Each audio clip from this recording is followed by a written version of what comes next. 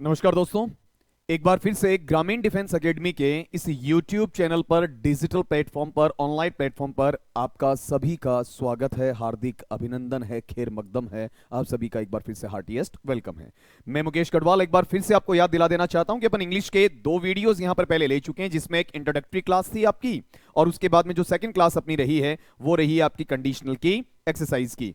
पिछले लेक्चर में, पिछले वीडियो में अपना वायदा हुआ था इस चीज का कि हम एक नए टॉपिक की एक्सरसाइज के साथ में मिलेंगे, जिसमें डिफरेंट वेरिएशंस होंगे, डिफरेंट क्वेश्चंस होंगे, आपके उन एक्सरसाइजेस के डिफरेंट पैटर्न्स आपके समक्ष रहेंगे। तो आपकी जिज्ञासा, आपकी क्यूरियोसिटी, उसको मैं बिल्कुल समझ सकता हूं कि सर वो टॉपिक कौन सा है जिसको आज हम पढ़ने जा रहे हैं, जिसकी एक्सरसाइजेस के साथ में हम ये लर्न करने जा रहे हैं, ये सीखने जा रहे हैं कि हाँ ये टॉपिक है, ये कंटेंट है, इसके साथ ये रूल जुड़ेगा, ये रेगुलेशन जुड़ेगा, और इस रेगुलेशन में ये वेराइटीज हैं, ये वे आपकी विविधताएं रहती हैं। उन सारी बातों पर हम आज चर्चा करने जा रहे हैं। तो देखिए जल्दी से अपना टॉपिक का नाम आपके लिए यहां पर मिलेगा, सिंटैक्स। क्या नाम है जी आपका? सिंटैक्स। इसे ही हम अन्य शब्दों में क्या बुला सकते हैं? आपका subject verb concord, subject verb concord. और इसे ही तीसरे शब्दों के तौर पर या फिर तीसरे रूप में हम क्या उच्चारित कर सकते हैं? Subject verb agreement, subject verb agreement. Agreement, agreement नहीं, अग्रीमेंट। एक बार फिर से रिपीट कीजिएगा। Which one is the topic of our today's class? आज की कक्षा है उसका हमारा टॉपिक क्या है? सिंटैक्स, या फिर क्या है? सब्जेक्ट वर्ब कॉन्कर्ड, या फिर क्या है? Subject verb agreement. ठीक है, ये जो 3 आपको नाम मिले इनमें विविधता जरूर है, इनको अलग अलग नामों से पुकारा जरूर गया है, लेकिन ये तीनों एक ही टॉपिक के नाम रहेंगे। किसी बुक में आपको पहला पढ़ने को मिले, हो सकता है अन्य रेफरेंस बुक में दूसरा मिले, किसी गाइड बुक में आपको तीसरा मिले। इस चीज से कोई सरोकार आपको वहां पर नहीं रखना है। यह चीज पहले आप क्लियर कर लीजिएगा कि किस तरीके से इसकी डीलिंग आपकी होनी चाहिए। देखिएगा, ये जो अपना पहला वर्ड है जो मैंने आपके समक्ष बोला, क्या वर्ड है आपका? सिंटैक्स। सिंटैक्स को अपन जब बोलते हैं तो इसे हिंदी में हम क्या कह सकते हैं? संरचनात्मक अनुबंध। क्या कहा जा सकता है इसे? आपका संरचनात्मक अनुबंध, इस नाम से जाना जा सकता है। अगर मैं इसी के लिए दूसरा नाम लेना चाहूं तो वो आपको थोड़ी देर पहले बताया था, डिस्कशन में आपको रखना है। वो कौन सा है? आपका सब्जेक्ट, इसके साथ टर्म जुड़ा आपका वर्ब, और इसी के साथ एक शब्द और लिखा गया, और वो शब्द आपका कौन सा है? कॉन्कर्ड। कॉन्कर्ड सब्जेक्ट वर्ब है, यहां बीच में आप हाइफन डाल सकते हैं, हाइफेनेटेड फ्रेज बोल सकते हैं, हाइफेनेटेड वर्ड्स का नाम इसे आप वहां पर दे सकते हैं। इसका मीनिंग अपन लें तो कर्ता और क्रिया। ये पहला वर्ड किसके लिए आ रहा है? कर्ता के लिए। दूसरा वर्ड आपका किसके लिए आ रहा है? क्रिया के लिए। इनके बीच में होने वाला जो अनुबंध है या इनके बीच में होने वाला समझौता है, उसे हम किसका नाम दे सकते हैं? Subject verb concord, subject verb concord. और इसे ही तीसरे नाम के अंदर हम ये वर्ड बोल देंगे, ये शब्द है, इससे उच्चारित करेंगे, सब्जेक्ट वर्ब अग्रीमेंट। क्या पढ़ा जाएगा इसे? आपका सब्जेक्ट वर्ब अग्रीमेंट। ये तो शब्द आ ही रहा है आपका। सब्जेक्ट किसके लिए स्टैंड कर रहा है? कर्ता के लिए। ये वर्ब किसके लिए स्टैंड कर रहा है? आपका क्रिया के लिए। और ये जो अग्रीमेंट है ये किसके लिए स्टैंड करेगा? आपका समझौते या फिर अनुबंध के लिए। कुल मिला के इन तीनों के अंदर एक चीज कॉमन है कि या तो ये अनुबंध है और या फिर ये आपका समझौता है, या फिर ये एक पेचअप है, एक वहां हारमोनियस इंटरकनेक्शन है, एक बेस है जिसके आधार पर दो चीजों को वहां कनेक्ट किया जा रहा है, जोड़ा जा रहा है। और वो दो एस्पेक्ट्स हैं, वो जो दो पहलू हैं आपके, वो कौन से दोस्तों? आपके पहला पहलू इसके अंदर सब्जेक्ट का है, गौर करिएगा। पहला पहलू इसमें कौन सा है जी? आपका सब्जेक्ट का। और दूसरा पहलू अपन लेते हैं, वो कौन सा है? आपका वर्ब का है। क्या मायने हुए उसके? इसका अभिप्राय क्या है? आशय क्या है? तात्पर्य क्या है? अर्थ क्या है? कोशिश कीजिएगा दिमाग लगाने की। आप अपने पास में अगला ये कहता है कि एक नंबर होता है। नंबर का मतलब मैथमेटिकल पार्ट में आप लेकर जाते हैं, संख्या से लिया जाता है, लेकिन यहां नंबर का मतलब आप संख्या से नहीं लेंगे। यहां नंबर का जो आपको अर्थ लगाना है, ये अर्थ आपको लेना है वचन से। किससे लेना है? वचन से। वचन वो नहीं आपका प्रण वाला, वचन वो नहीं जो आपका वायदे वाला है, प्रॉमिस वाला है। यहां वचन का मतलब है सिंगुलर। सिंगुलर बोले तो एक वचन। बताइए सिंगुलर को अपन क्या कहेंगे? आपका एक वचन। और इसे ही दूसरे पार्ट में लेकर जाएं तो ये आपका क्या बनेगा, प्लूरल। और प्लूरल को हम कहना चाहें, बताइए क्या कहेंगे, आपका बहुवचन। क्या बोला जाएगा, बहुवचन। तो यहां नंबर का मतलब संख्या भी नहीं है, या नंबर का मतलब किसी से किया जाने वाला वचन या फिर प्रॉमिस या पर्ण, वो भी नहीं है, बल्कि किससे लिया जाएगा, एक वचन और बहुवचन से। अब इस नंबर के आधार पर आपको क्लासिफिकेशन करना है। किसके आधार पर, नंबर के आधार पर। अब ये नंबर ये डिसाइड करेगा कि मेरा सब्जेक्ट क्या है, मेरा वर्ब क्या है, कौन से सब्जेक्ट के साथ कौन सा वर्ब आना चाहिए, कौन सी वर्ब के साथ कौन सा सब्जेक्ट अप्लाई हो रहा है, क्या वो एप्रोप्रिएट है, शूटेबल है, सही है या फिर नहीं है, वो चीज आपको वहां पर चेक करनी है। तो यहां नंबर इस चीज को डिसाइड करेगा कि सेंटेंस का पैटर्न क्लियर हुआ या नहीं हुआ। मतलब सिंगुलर वर्ब आपके पास में है, ध्यान दीजिएगा सारे दोस्त, अगर सिंगुलर वर्ब है,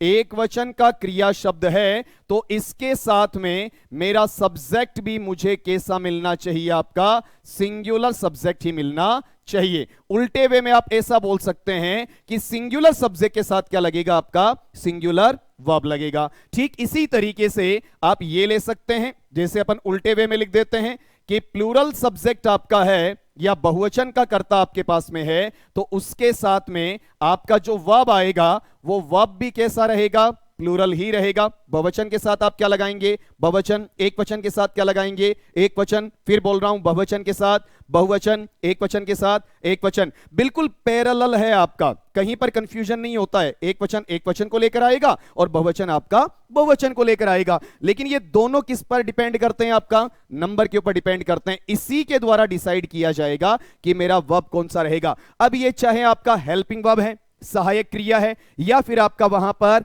मेन वर्ब है, मुख्य क्रिया है, ये चाहे आपका प्रिंसिपल वर्ब है, प्रधान क्रिया है, या फिर आपका ऑक्सिलियरी है, यानी आपके लिए सहायता देने वाला हेल्पिंग वर्ब है। किसी भी वे में ये वर्ड तो आपने सुने होंगे, प्रिंसिपल, ऑक्सिलियरी, जिसे आप मेन वर्ब कहते हैं उसे ही आप क्या बोलेंगे, प्रिंसिपल वर्ब, जिसे आप वहां पर ऑक्सिलियरी कहते हैं उससे ही आप क्या बोलेंगे, आपका हेल्पिंग वर्ब। ये जो चीजें हैं ये कॉमन टर्मिनोलॉजी से उठी हुई रहती हैं, जो आपके जहन में होनी जरूरी हैं और निश्चित तौर पर आपको आती होंगी। जिस दोस्त को नहीं आ रही हैं वो साथ साथ में इन चीजों को नोट करते हुए चलना। एक बार हल्का सा रिकैपिचुलेट कीजिएगा। हम बात करने जा रहे हैं आज किसकी, सिंटैक्स की, जिसे अन्य शब्दावली में आप सब्जेक्ट वर्ब कंकर्ड कह सकते हैं या सब्जेक्ट वर्ब एग्रीमेंट का नाम दे सकते हैं। और ये पूरा का पूरा माजरा, ये पूरा का पूरा खेल किसका है, आपका नंबर का है, मतलब वचन का है, एक वचन और बहुवचन का रहेगा। और इसके मायने ये हैं कि सिंगुलर के साथ सिंगुलर ले आओ और प्लूरल के साथ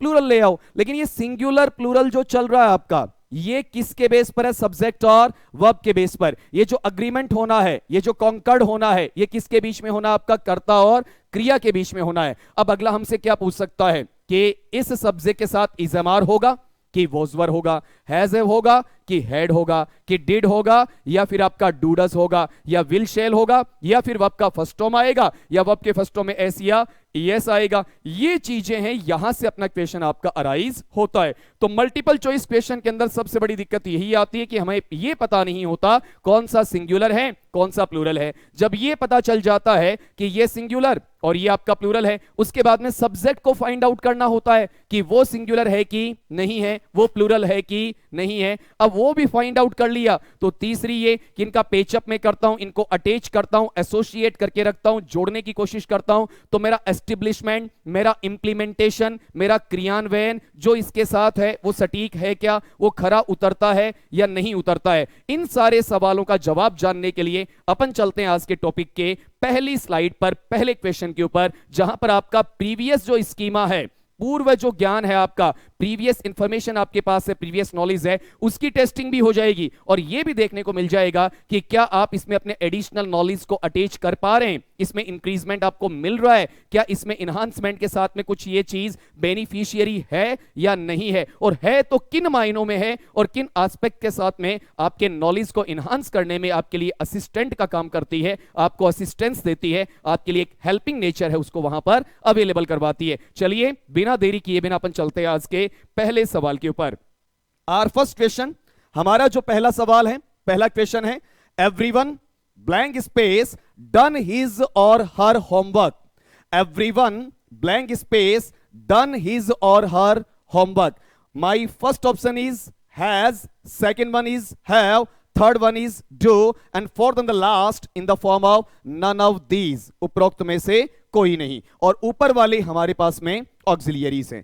अब ये जो पार्ट आ रहा है हैज, हैव, डू वाला, इनके लिए एक हल्का सा आपको चेक करना है, और वो ये कि ये कहां से निकल कर आए। अगर आपको डू दिया जाता है, क्या दिया जाता है जी आपका डू, और डू वाले पार्ट से इस बेस वर्ब से जो जो आपके पास निकल सकता है वो क्या क्या आएगा, डू, या फिर आपको क्या मिलेगा डज, और या फिर आपके पास क्या हो सकता है डिड, ये तीन। ठीक इसी तरीके से आपको ट्राई करना होता है यहां पर हैव को, हैव से जो बनने वाले फॉर्मेशंस हैं वो क्या क्या होते हैं आपके हैज, हैव और आपका हैड। ठीक इसी वे में आपको बी से भी लेना है, जब आप बात कर रहे हैं सिंटेक्स की, उसके लिए क्या क्या यहां पर अप्लाई करना है या क्या क्या इससे निकल कर आ सकता है, इज, एम, आर, वॉज, वर, इनमें जो सब्जेक्ट आपका लेने वाला, किसको, हेल्पिंग वर्ब को या मैन वर्ब को, वो डिसाइडेशन, वो आपका डिसीजन बाद का होता है। पहला अपना अपर मोस्ट डिसीजन क्या है आपका, ये कि इसके अंदर ये सिंगुलर है या फिर प्लूरल है, ये हमें फाइंड आउट करना है। जब ये फाइंड आउट कर ले उसके बाद में अपन आगे प्रोसीड करेंगे। तो यहां चेक करिएगा एवरीवन दिया हुआ है। अब बात यह है कि एवरीवन एक वचन है या फिर आपका बहुवचन है। क्या सवाल अपना, एवरीवन एक वचन है या बहुवचन है। फिर नीचे चेक करेंगे कि हैज अप्लाई होगा, कि हैव अप्लाई होगा, कि डू अप्लाई होगा, या तीनों ही अप्लाई नहीं होंगे। या तीनों ही अप्लाई नहीं होंगे तो चौथा बनना क्या चाहिए, क्या तीनों के अलावा इसमें ऑप्शन अवेलेबल करना चाहिए था, या कोई सब्स्टिट्यूट हमें लेना चाहिए, या इन तीनों से अपना काम चलेगा। ये अपनी बात की बात होती है। लेकिन पहले ये चेक कर लीजिए कि अपना एवरीवन एक वचन है या नहीं है। यहां कुछ शब्द मैं आपके समक्ष लिखने जा रहा हूं, पढ़िएगा ध्यान से। एवरी से बनने वाले, एवरी से बनने वाले तीन वर्ड्स यहां पर ले रहा हूं, जिसमें पहला आपका है एवरीवन, दूसरा इसमें बनेगा आपका, उच्चारण भी ध्यान से सुनते चलिएगा, एवरीबॉडी, और तीसरा इसमें आप लेंगे यहां पर एवरीथिंग, एवरीथिंग। ठीक इसी प्रकार से आप नो से बना लेंगे तीन शब्द। अब तो समझ में आ रहा होगा यहां पर नो है, नो से आप लेंगे तो क्या बनेगा, नो वन, दूसरा इसमें नो बडी, बॉडी नहीं बड़ी, और जो तीसरा है वो आपका नथिंग, नोथिंग नहीं बल्कि नथिंग। फिर नेक्स्ट इसमें हम लेते हैं, वो रहेगा आपका सम का, सम से बनने वाले, जिसमें पहला रहेगा आपका समवन, दूसरा रहेगा आपका समबडी, तीसरा इसमें रहेगा समथिंग। आप चेक कर सकते हैं इसमें जो इन्फ्लेक्शन के तौर पे, सफिक्स के तौर पर चीजें लग रही हैं, वो सब में कॉमन वे में एक समानांतर अवस्था में चलती चली जा रही हैं, पैरेलल वे में साथ में चलती जा रही हैं। लास्ट का एक और इसमें अप्लाई कर सकते हैं आप, वो कौन सा है, एनी।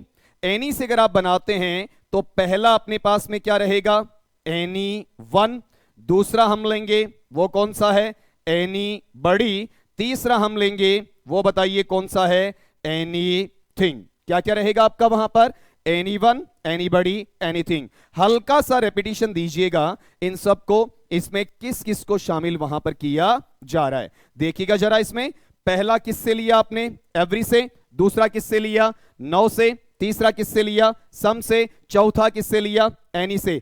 अब ये किस किस से बने, वन से, बड़ी से, थिंग से, वन से, बड़ी से, थिंग से, इन्हीं से बने। जैसे यहां पर वन है, यहां वन है, वन है, वन है, बड़ी बड़ी बड़ी बड़ी, thing thing thing thing, common चल रहा है।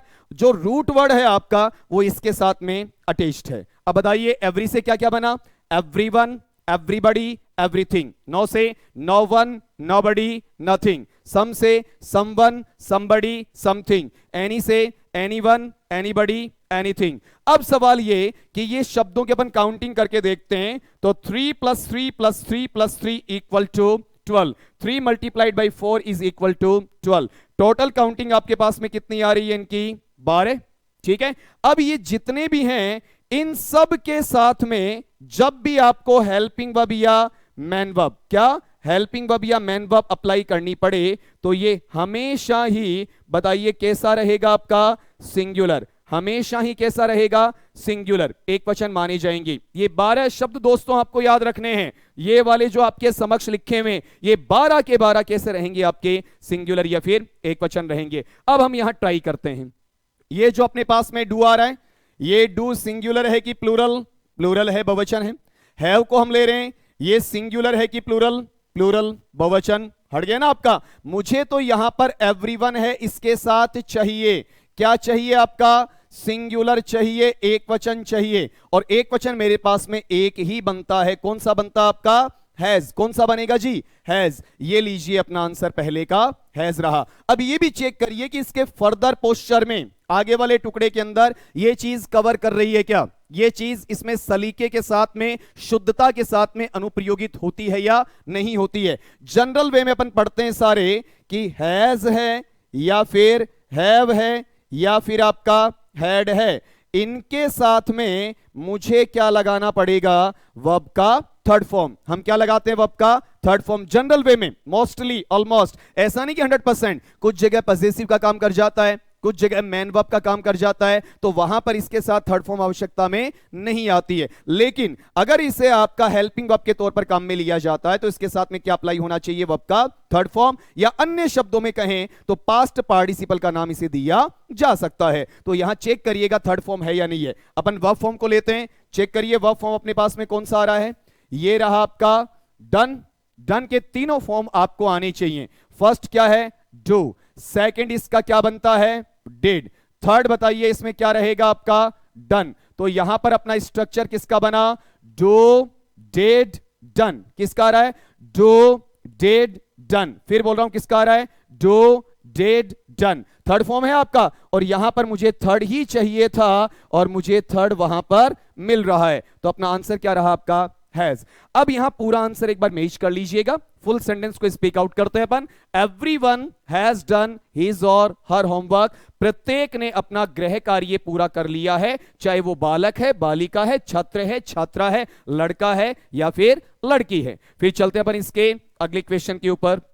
नेक्स्ट क्वेश्चन है, each of the students responsible for doing his और हर वर्क। हिज और हर वर्क, यहां वाले हिस्से में इज है, आर है, वर है और नन ऑफ दीज है। इज है, आर है, वर है और आपका नन ऑफ दीज है। इसको आपको वहां पर देखना है। अब यहां पर इस चीज को आपको चेक कर लेना है मेरे भाई कि इसमें अपना सब्जेक्ट कैसा है, सिंगुलर है या फिर आपका प्लूरल है। ये चीज आपको वहां पर चेक करनी है। देखिएगा जरा इसमें आपका कि यहां वाले हिस्से में शुरू में क्या दिया जा रहा है, ईच आउ। क्या दिया जा रहा है, ईच आउ। अब ये ईच आउ कैसा, इसको तलाश करते ही आपका आंसर ऑटोमेटिकली आपके समक्ष निकल कर आ जाएगा। इसको अपन पढ़ते हैं। जैसे कभी भी आपको ईच दिया जाता है उसके साथ में आउ मिले, या फिर एवरी दिया जाता है और एवरी के साथ में भी क्या दिया जा सकता है, आउ। या फिर आपके पास में आइदर होता है और आइदर के साथ में क्या मिलता है, आउ। या फिर आपके पास में नाइदर होता है और नाइदर के साथ में आपका आउ। इस तरीके से अब ये जो चीजें होती हैं, इन चारों में से किसी भी एक के साथ में, चाहे आप नाउन को अप्लाई करें, चाहे आप किसी प्रोनाउन को अप्लाई करें, या तो नाउन को अप्लाई करें या प्रोनाउन को, या तो संज्ञा लेकर आए या सर्वनाम लेकर आए, तो वो अपने पास में कैसा रहेगा, प्लूरल। कैसा रहेगा, प्लूरल यानी बहुवचन। लेकिन इन्हीं के साथ में जो आपको हेल्पिंग वर्ब या मेन वर्ब लाना है, सहायक क्रिया या मुख्य क्रिया लेकर आना है, वो यहां पर थोड़ा सा उल्टे वे में चलेगा और वो प्लूरल की बजाय कैसा रहेगा आपका, सिंगुलर। बहुवचन की बजाय कैसा रहेगा आपका, एक वचन रहेगा। चेक करिएगा इसमें कौन कौन से एस्पेक्ट्स हैं, फिर से देखिएगा। ईच आउ, एवरी आउ, आइदर आउ, नाइदर आउ। इनके साथ नाउन या प्रोनाउन, संज्ञा या सर्वनाम कैसा है, बहुवचन। लगने वाला हेल्पिंग वर्ब या मेन वर्ब, ये बहुवचन है या एक वचन, एक वचन है। अब पहले तो हम इस स्ट्रक्चर को मैच करते हैं कि ये अप्लाई हुआ कि नहीं हुआ। ये तो हमसे पूछा गया है, पूछा कौन सा गया है जी, इसके अंदर आपका लास्ट वाला ये हिस्सा। ये जो पैटर्न है हेल्पिंग वर्ब या मेन वर्ब का, ये हमसे आस्क किया हुआ है। हमें अवेलेबल क्या करवा के दिया गया, ये पहले वाला, ये ऊपर वाला जिसे मैंने राउंड सर्कल में रखा है आपका, ये वाला हमसे देकर नीचे वाला हमसे पूछा गया है। अब इन चारों में से मुझे क्या मिला उसको चेक करना है। बताइए स्टार्टिंग इसकी किससे हो रही है। देखिए जरा इसमें अपनी शुरुआत में हमें क्या दिया जा रहा है, ईच आउ। क्या मिल रहा है आपका, ईच आउ। ये रहा आपका ईच आउ, ये पहले वाला मिल गया। अब उसके बाद में मुझे क्या मिल रहा है, द स्टूडेंट्स। तो द स्टूडेंट्स के अंदर स्टूडेंट्स क्या है आपका, नाउन है, तो यहां पर ये रहा आपका नाउन मिल गया। अब नाउन भी कैसा होना चाहिए, प्लूरल होना चाहिए। तो स्टूडेंट है वो सिंगुलर होता है, एक वचन होता है, और स्टूडेंट्स आपका प्लूरल होता है या फिर बहुवचन होता है। ठीक है, तो यहां पर ये स्टूडेंट्स दिया हुआ है जो प्लूरल नाउन का काम करता है, बहुवचन के संज्ञा शब्द का काम करता है, ये मुझे दे दिया गया। यहां तक मेरा स्ट्रक्चर कंप्लीट है। अब मुझे जो हेल्पिंग वर्ब या मेन वर्ब चाहिए, बताइए वो हेल्पिंग वर्ब या मेन वर्ब कैसा रहेगा, प्लूरल रहेगा या सिंगुलर रहेगा, प्लूरल होगा या सिंगुलर होगा, सिंगुलर होगा। ये जो वर दिया जा रहा है, वर एक वचन में काउंट होता है या बहुवचन में, वर एक वचन में काउंट होता है या बहुवचन में, बहुवचन में। क्रॉस हो गया। आर है वो एक वचन है कि बहुवचन, बहुवचन, ये क्रॉस हो गया। अब बताइए अपने पास एक वचन का या फिर सिंगुलर का एकमात्र पैटर्न बचा, वो कौन सा आपका, इज है। देखो यहां पर तब आते हैं अपन लास्ट वाले पे जब अपने पास इनमें से कोई भी करेक्शन ना हो, कोई भी वहां पर इस पार्ट का असेसमेंट करने वाला, इसे एप्लीकेबल मानने वाला पार्ट ना मिलता हो, तब चल के अपन नीचे उतर के आएंगे। अदरवाइज तो यहां पर अपना आंसर हो ही जाएगा। अब चेक करिए फिर से क्या क्या था आपके पास जी, क्या क्या था, ईच आउ, एवरी आउ, आइदर आउ, नाइदर आउ। नाउन या प्रोनाउन कैसा होना चाहिए, प्लूरल होना चाहिए। लेकिन हेल्पिंग वर्ब या मेन वर्ब कैसा आना चाहिए आपका, सिंगुलर आना चाहिए या फिर आपके लिए एक वचन होना चाहिए। ये रहा अपना सेकंड क्वेश्चन कि ईच ऑफ द स्टूडेंट्स फिर is responsible for doing his और हर वर्क। यहां डूइंग का स्पेलिंग देख लीजिएगा, DOING। अब चेक ये कर लेना है कि आपको स्टूडेंट्स के अकॉर्डिंग नहीं लेना है। ये जो आपका इज लगा वो स्टूडेंट्स के मुताबिक नहीं आया है, ये इज किसके अनुसार लगाया आपने, ईच के अकॉर्डिंग। किसके अकॉर्डिंग लगा है आपका, ईच के अकॉर्डिंग। नेक्स्ट पे आइए, अपना नेक्स्ट क्वेश्चन है क्वेश्चन नंबर आपका थर्ड वाला। इसको देखिए, आइदर माई फादर और my brothers going to sell the car. Either my father और my brothers blank space going to sell the car. इसमें पहला ऑप्शन इज, दूसरा आर, तीसरा हैज और चौथा नन ऑफ दीज। अब इसमें चेक करना है किसके अकॉर्डिंग आप अप्लाई करने वाले हैं। इस पे थोड़ा सा नजर डालिएगा कि हम कुछ कंजक्शंस की बात करेंगे जिन्हें आप कनेक्टर्स कह सकते हैं, कनेक्टिव्स कह सकते हैं, लिंकिंग डिवाइसेस का नाम दे सकते हैं, कोहेसिव डिवाइसेस का नाम दे सकते हैं, कंबाइनिंग वर्ड्स कह सकते हैं, या फिर आपका ज्वाइनिंग वर्ड्स कह सकते हैं, या पेयरिंग वर्ड्स का नाम भी दे सकते हैं। जिन जिन नामों से आप बुलाना चाहें बेशक बुलाइए आपका, लेकिन उनका फंक्शन है वो फंक्शन रहेगा केवल और केवल, केवल और केवल जोड़ने का, उन्हें आपस में संयोजित करने का, योजक शब्दों के तौर पर उनका कार्य रहेगा। और ये उनका प्रोमिनेंट फंक्शन माना जाता है, उनका मुख्य कार्य वहां पर माना जाता है। चेक करिएगा इसके अंदर हमें क्या क्या दिया जाता है वो देखना है पहले आपको। अगला हमें इसके अंदर अकेला और है वो दे सकता है, या फिर इसी को मॉड्यूलेशन देके इसे थोड़ा सा इनहांस करके क्या दे सकता है आपका, आइदर और हो सकता है, या इसके अलावा नॉर आपको दिया जा सकता है। इन एडिशन टू दिस यहां हमें नाइदर नॉर मिल सकता है, और lastly but not the least यहां पर आपको नॉट ओनली बट ऑल्सो दिया जा सकता है। बताइए कौन सा, नॉट ओनली बट ऑल्सो। अब ये जो पांच आपके पास आ रहे हैं, पांच हो गए गिनती में, आप देख सकते हैं ये पहला, ये दूसरा, ये तीसरा, ये चौथा और ये आपका पांचवा।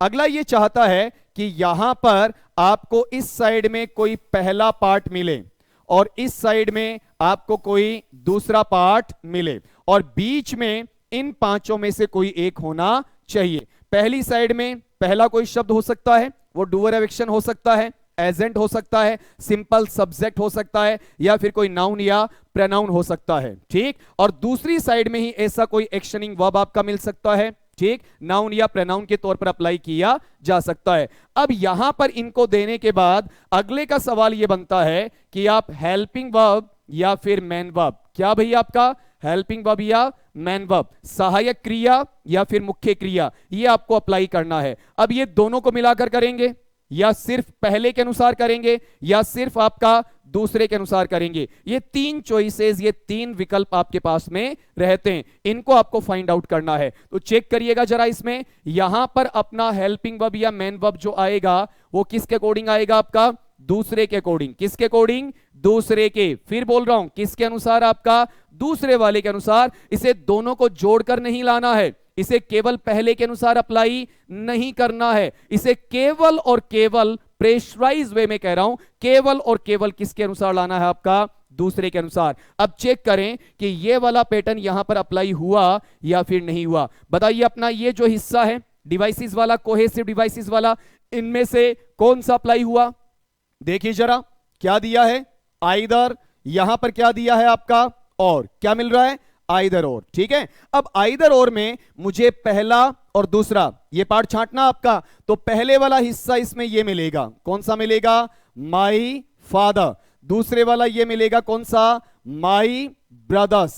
ठीक है, अब इन दोनों में मुझे किसके अनुसार लेना है? दोनों को मिलाकर, या केवल पहले को या केवल दूसरे को? ऑब्वियसली केवल और केवल दूसरे को लेना है। तो दूसरा अपने पास में कौन सा है? माई ब्रदर्स है। माई ब्रदर्स के अंदर जो माई आ रहा है वो पजेसिव डिटरमिनर या पजेसिव एडजेक्टिव का काम करता है, स्वामित्व सूचक दृढ़ निश्चायक शब्द या स्वामित्व सूचक परिसीमक शब्द का काम करता है। तो इसमें अपना नंबर या वचन डिसाइड कौन करेगा? नाउन करेगा। और नाउन मेरे पास में कौन सा है? ब्रदर है। और ब्रदर के साथ में क्या जुड़ा हुआ है? एस। मतलब एक वचन है कि बहुवचन? बहुवचन। एक वचन या बहुवचन? बहुवचन। अब चेक करिए जरा, नीचे वाले में कौन सा लगेगा? ये अपने पास में ये हिस्सा है, कौन सा? आर। आर किसका काम कर रहा है? आपका बहुवचन का। बताइए, आर किसका काम कर रहा है? बहुवचन का। अब ये जो इज आ रहा है, ये इज किसका काम करता है? आपका एक वचन का। इनकरेक्ट हो गया। फिर ये हैज किसका काम करता है? आपका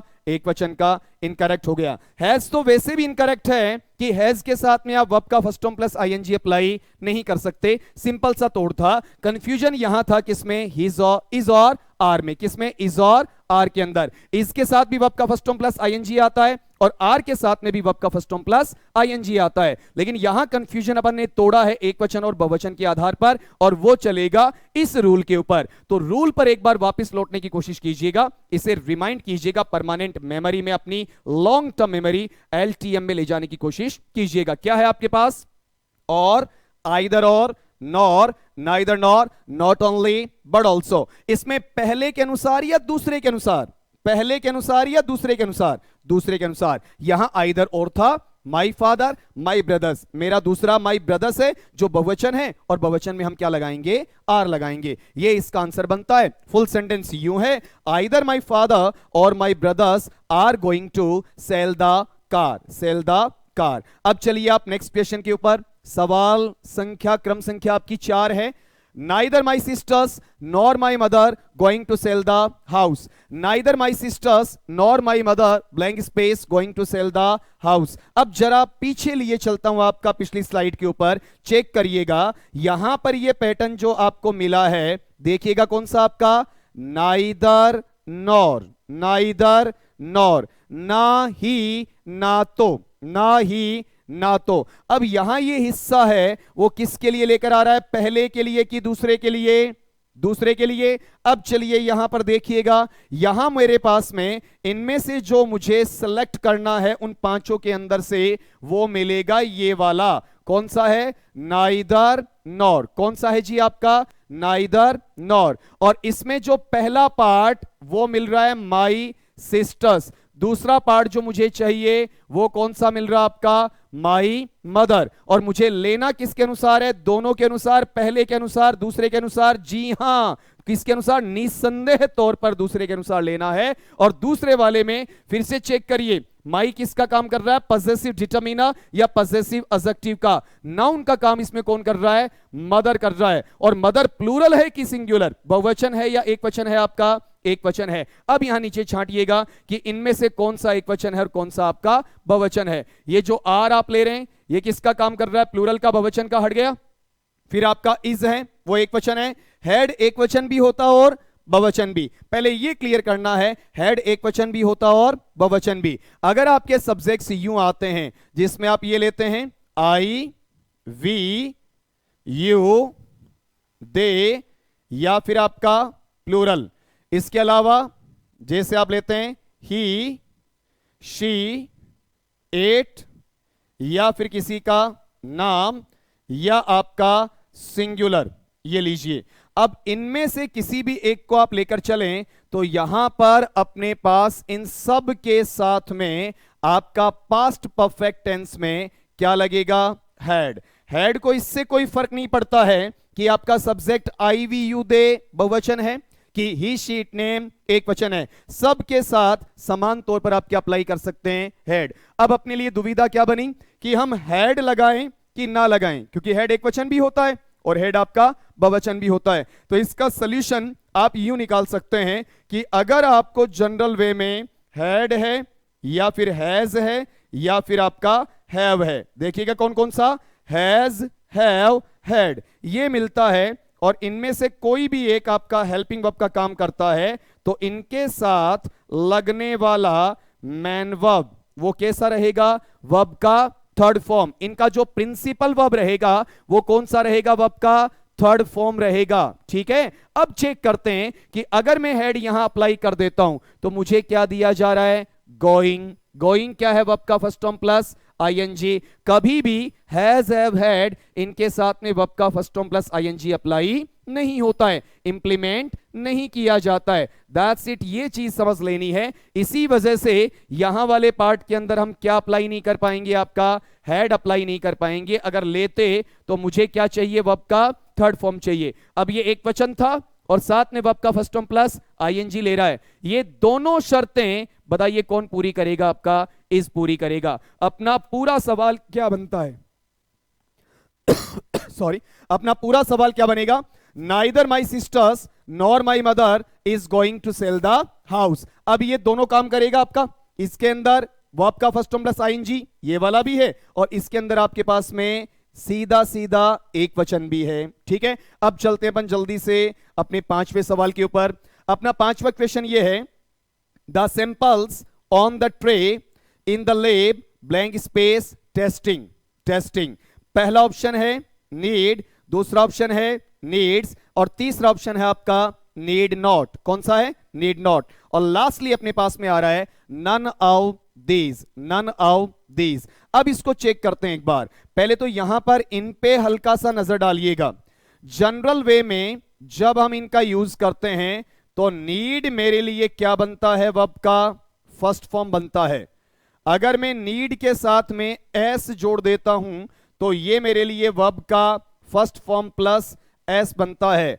अगर मैं यहां पर नीड में ईडी जोड़ देता हूं तो ये मेरे लिए वर्ब का सेकंड फॉर्म बनता है, पास्ट टाइम का बोध करवा देता है। लेकिन ये गौरतलब बात है कि अगर आपको नीड के साथ में नोट जोड़ना पड़े तो ये चीज आपके लिए किसका काम करेगी? मॉडल ऑक्सिलियरी का। किसका काम करती है? मॉडल ऑक्सिलियरी का, जिसे अन्य शब्दों में आप क्या नाम दे सकते हैं? Secondary auxiliary. क्या नाम दे सकते हैं जी इसे? आपका सेकेंडरी ऑक्सिलियरी। और तीसरे शब्दों में इसे आप किसका नाम दे सकते हैं? Defective auxiliary. बताइए क्या कह सकते हैं इसे? Defective auxiliary. ये एनामलस फाइनाइट्स हैं, ऑक्सिलियरीज हैं, उसी का वेरिएशन है आपका। तो यहां पर हमें इन चारों को समझ लेना है। नीड किसका काम कर रहा है? वर्ब के फर्स्ट फॉर्म का। नीड्स किसका काम कर रहा है? वर्ब के फर्स्ट फॉर्म प्लस एस का। नीडेड किसका काम कर रहा है? किसका काम कर रहा है जी? वर्ब के सेकंड फॉर्म का। और नीड नोट किसका काम कर रहा है? मॉडल ऑक्सिलियरी या सेकेंडरी ऑक्सिलियरी या फिर आपका डिफेक्टिव ऑक्सिलियरी का काम करेगा। क्लियर? अब यहां पर चेक करते हैं, the samples on the tray in the lab blank space testing. एक चीज चेक करना, अगर इक्वल या इक्विवेलेंट पार्ट्स ऑफ स्पीच का यूज किया जाता है तो वहां पर जो पहले आने वाला पार्ट्स ऑफ स्पीच है वो डोमिनेंसी शो करता है, डोमिनेंट होता है, प्रोमिनेंट होता है, प्रभावी रहता है या प्रभावशाली माना जाएगा। तो इसमें हमें पहले यह छांटना है कि कौन सा ऐसा पार्ट्स ऑफ स्पीच है जो कनेक्ट कर रहा है या इनके साथ में कोरिलेशन बनाने की कोशिश कर रहा है। इनके लिए हाफ या फुल अजंक का काम कर रहा है या फिर नहीं कर रहा है। तो अपन देखते हैं यहां पर इसके अंदर एक चीज आपको ढूंढनी है और वो रहेगी बतौर प्रेपोजिशन। किसके तौर पर? आपका प्रेपोजिशन के तौर पर। तो देखिए ये रहा ऑन, ये किसका काम कर रहा है आपके लिए वहां पर, प्रेपोजिशन का, ठीक है। फिर उसके बाद में ये रहा इन, ये भी आपका किसका काम कर रहा है, प्रेपोजिशन का, पूर्व सर्ग या समुच्चय बोधक अव्यय, पूर्व सर्ग या समुच्चय बोधक अव्यय, यही काम कर रहा है। अब यहां पर पहला नाउन वर्ड आपके पास में कौन सा है, सैंपल्स, शुद्ध उच्चारण में सैंपल्स हो जाएगा, उस फोनेटिक पेपर नहीं जाएंगे। फिर उसके बाद सेकंड नाउन कौन सा है आपका, ट्रे, थर्ड कौन सा है आपका, लैब। तो इसमें इक्विवेलेंट या इक्वल या इक्विवेलेंस रखने वाले में यह ध्यान रखना है कि एक से ज्यादा चीज इक्वल लेवल की रिपीट होती हैं, उसमें पहले वाला प्रभावी होता है। जैसे यूं मान के चलिए आपको नाउन दिया गया, फिर आपका प्रेपोजिशन दिया गया, फिर नाउन दिया गया, फिर प्रेपोजिशन दिया गया और फिर आपका नाउन दिया गया। ये जो पी स्टैंड कर रहा है ये किसके लिए स्टैंड कर रहा है, आपका प्रेपोजिशन के लिए, यहां पर भी और यहां पर भी। ये नाउन फर्स्ट है, ये नाउन सेकंड है, ये आपका नाउन थर्ड है। अब मुझे जो प्रभावी या डोमिनेंट चाहिए वो कौन सा रहेगा, सबसे पहले वाला, क्योंकि ये दोनों इक्वल हैं। स्पेलिंग अलग हो सकती है, यूज अलग हो सकता है, लेकिन इनका जो पार्ट्स ऑफ स्पीच का लेवल है वो क्या है, बराबर है। अब यहां पर ये पहले आया, फर्स्ट कम फर्स्ट गेट, पहले आओ पहले पाओ। यहां वाले हिस्से में मुझे प्रभावी लेना है कौन सा, ये वाला, इसके अकॉर्डिंग लगेगा। अब चेक करते हैं अपन इसमें, बताइए N1 कौन सा है आपका, सैंपल्स, N2 कौन सा है आपका, ट्रे, N3 कौन सा है आपका, लैब। अब मैं N3 को लूं, N2 को लूं या फिर N1 को लूं, N1 को लूंगा। अब या N1 के अंदर मुझे क्या मिला है आपका, सैंपल, शुद्ध के अंदर सैंपल्स हो जाएगा आपका, बार बार कह रहा हूं। तो यहां मुझे ये सैंपल्स या सैंपल्स जो मिला वो एक वचन है कि बहुवचन है, एक वचन है या बहुवचन है, बहुवचन है ना। अब बहुवचन के आधार पर आपको चेक करना है। अभी मुझे इसमें इज़मार नहीं मिला, मुझे वॉजवर नहीं मिला, मुझे डूडस नहीं मिला, तो मुझे ये तकलीफ होगी ना कि अब की बार हेल्पिंग वर्ब नहीं दिया गया, क्या दिया गया आपका, मैन वर्ब दिया गया। तो इसको समझने की भी कोशिश आप सारे दोस्तों को करनी है। देखिएगा जरा, अगर मुझे कोई नाउन मिलता है, हां जी आप ही की बात पर वापस लेकर आ रहा हूं जहां से यहां छोड़ा गया है। अगर नाउन मिला, फॉर एग्जाम्पल वर्ड है कैमिल, कैमिल ऊंट। अब ये अपने आप में बताइए कैसा है, सिंगुलर है, सिंगुलर बोले तो एक वचन। अब मैं इसमें इन्फ्लेक्शन जोड़ता हूं जी, और इन्फ्लेक्शन जोड़ूंगा एस। मैंने कैमल का क्या कर दिया, कैमल्स। अब कैमल्स के अंदर यहां पर क्या जोड़ा मैंने, एस जोड़ा। एस जोड़ते ही ये मेरे लिए क्या हो जाता है, प्लूरल या बहुवचन हो जाता है। मतलब क्या है कि अगर नाउन के साथ में आप क्या जोड़ते हैं, S, E S, I E S या फिर वी ई एस, क्या क्या जोड़ते हैं, S, E S, I E S या फिर वी ई एस। अगर ऐसा करते हैं तो ये स्थिति आपकी किस में चली जाती है, वहां पर प्लूरल में। मतलब नाउन में संज्ञा शब्द में ये जुड़ने पर एक वचन से ये किस में चले जाते हैं, बहुवचन में। लेकिन दोस्तों वर्ब के साथ ऐसा नहीं होता है। फॉर एग्जाम्पल अगर मैंने आपको वर्ब दिया प्ले, जैसे खेलना है, या म्यूजिकल इंस्ट्रूमेंट्स या संगीतीय वाद्य यंत्र के संबंध में बजाना हो सकता है, अगर ऐसा पार्ट है तो ये अपने आप में, ध्यान दीजिएगा, ये खुद में कैसा है आपका, प्लूरल है, खुद में कैसा है, प्लूरल। लेकिन अगर इसी में मैं ये जोड़ दूं S, E S, I E S या वी ई एस, यहां तो एक ही जुड़ेगा प्ले में। यहां बात किसकी कर रहे हैं, वर्ब की, यानी जो वर्ब आ रहा है उस वर्ब के अंदर इनमें से एक इन्फ्लेक्शन जुड़ गया, तो ये इन्फ्लेक्शन यहां पर जुड़ने के बाद में ये प्ले से क्या हो जाएगा, प्लेस, एस जुड़ गया। लेकिन ये प्लूरल से उल्टा चलेगा और ये प्लूरल की बजाय बताओ किस में जाएगा, सिंगुलर में, एक वचन में। हुआ ना बिल्कुल अलग, ऑक्सीमोर्निकल है, पैराडॉक्सिकल है, या थोड़ा सा कॉन्ट्रडिक्शन रखने वाला पार्ट है, हल्का सा कंफ्यूजन होता है, उसको दूर करने की कोशिश करें। अगर कभी भी नाउन है जो एक वचन होता है जिसमें S, E S, I E S, V E S जुड़ता है, तो वो क्या बनेगा आपका, एक वचन से बहुवचन। और अगर वर्ब आपके पास में है जिसमें S, E S, I E S या वी ई एस जुड़ता है, तो ये बहुवचन से वापिस किस में आएगा आपका, एक वचन में। अब हमें मतलब वर्ब से है आपका, वर्ब के अंदर नीड है और नीड्स है। पहले ये छांटते हैं कि कौन सा एक वचन है और कौन सा आपका बहुवचन है, कौन सा एक वचन है और कौन सा आपका बहुवचन है, ये हमें ट्राई करना है। तो बताइए जरा, ये नीड रहा, क्या नीड के साथ में एस, ई एस है क्या,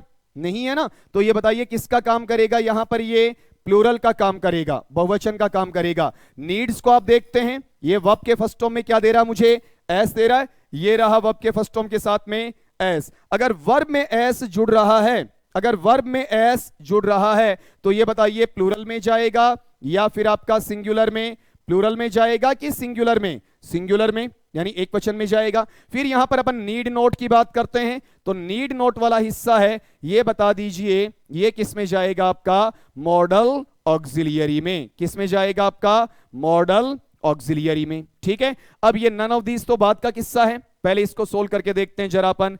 चेक करिएगा इसके अंदर कि ये पैटर्न अप्लाई हुआ कि नहीं। अगला कह रहा है the samples on the tray in the lab blank space testing. मेरे पास में ट्रे, लैब, सैंपल्स या सैंपल्स ये तीन हैं, जिसमें से मुझे लेना किसके अकॉर्डिंग है आपका, वहां पर इस सैंपल्स या सैंपल्स के अकॉर्डिंग जो बहुवचन है। अब बहुवचन इसमें नीड्स है या नीड है, नीड है, तो ये नीड्स यहां से क्रॉस हट गया आपका। अब मुझे क्या चाहिए इन दोनों में से, तो मॉडल एक वचन बहुवचन दोनों हो सकता है। मॉडल जो है वो आपका एक वचन बहुवचन दोनों हो सकता है। मॉडल पे नंबर का या वचन का कोई प्रभाव नहीं होता है। फिर कह रहा हूं मॉडल ऑक्सिलियरी है, उस पर नंबर या वचन का कोई प्रभाव नहीं पड़ता है। नंबर क्या, इस पर जेंडर का प्रभाव भी नहीं पड़ता है, इस पर आपका सब्जेक्ट का प्रभाव भी नहीं पड़ता है, इस पर आपके केस का प्रभाव भी या कारक का प्रभाव भी नहीं पड़ता है। इसलिए मुझे यह चेक करना है कि ये यहां आ सकता है या नहीं आ सकता है। अब आपको देखना क्या है वो समझिएगा जरा। मॉडल अगर मुझे दिया जाता है तो मॉडल के साथ में मुझे वर्ब का फर्स्ट फॉर्म चाहिए ही चाहिए, या फिर मैं ये कह सकता हूं कि मुझे क्या चाहिए, आपका बेस फॉर्म चाहिए। क्या चाहिए जी, आपका बेस फॉर्म चाहिए। मतलब मॉडल आया तो मॉडल के साथ में मुझे क्या चाहिए, वर्ब का फर्स्ट फॉर्म, या फिर मुझे क्या चाहिए, आपका बेस फॉर्म चाहिए। क्लियर है ना। तो यहां पर देखिए टेस्टिंग, इसका बेस फॉर्म या फर्स्ट क्या बनेगा, टेस्ट बनेगा, टेस्टिंग तो नहीं बनेगा। इसका मतलब नीड नॉट भी यहां पर अप्लाई नहीं होगा। अब क्या चाहिए प्लूरल के अंदर, मुझे नीड चाहिए, तो इसका आंसर क्या निकला आपका, नीड। अब चेक कर लीजिएगा एक बार जो बातें अपन ने सीखी यहां पर।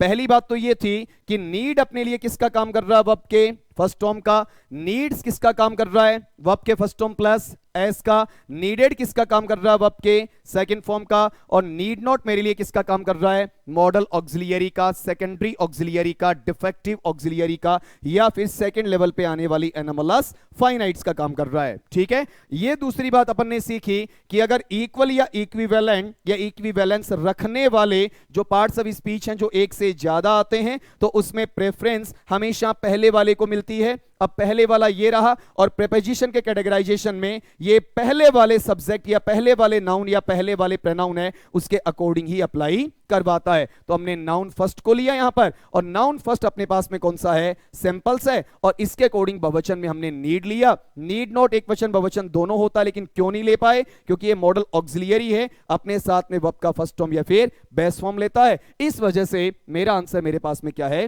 नीड है। अब पूरे को एक बार हल्का सा रीड कीजिएगा। The samples on the tray in the lab need testing, ये मैं आपको बता ही चुका हूं बिल्कुल करेक्ट प्रोनाउंसिएशन में। सैंपल्स, सैंपल्स की बजाय क्या हो जाएगा, सैंपल्स। चलते हैं अपने नेक्स्ट क्वेश्चन के ऊपर। अगला क्वेश्चन है मेरी एंड जॉन यूजुअली टुगेदर।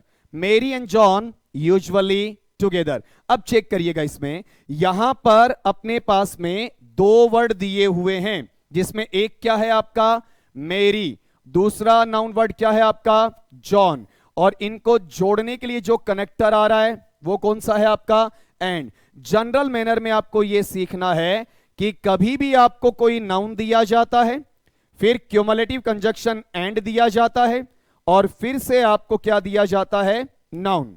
या फिर हम यूं कहें कि पहले आपको कोई नाउन दिया जाता है, फिर आपका क्यूमुलेटिव कंजक्शन एंड दिया जाता है, और उसके बाद में आपका प्रोनाउन आपको दिया जाता है। या फिर हम यूं कहें कि आपके पास में पहले कोई प्रोनाउन या सर्वनाम होता है, फिर आपका क्यूमुलेटिव कंजक्शन एंड आता है, और फिर यहां पर दोबारा से आपके पास में कोई प्रोनाउन या फिर सर्वनाम होता है।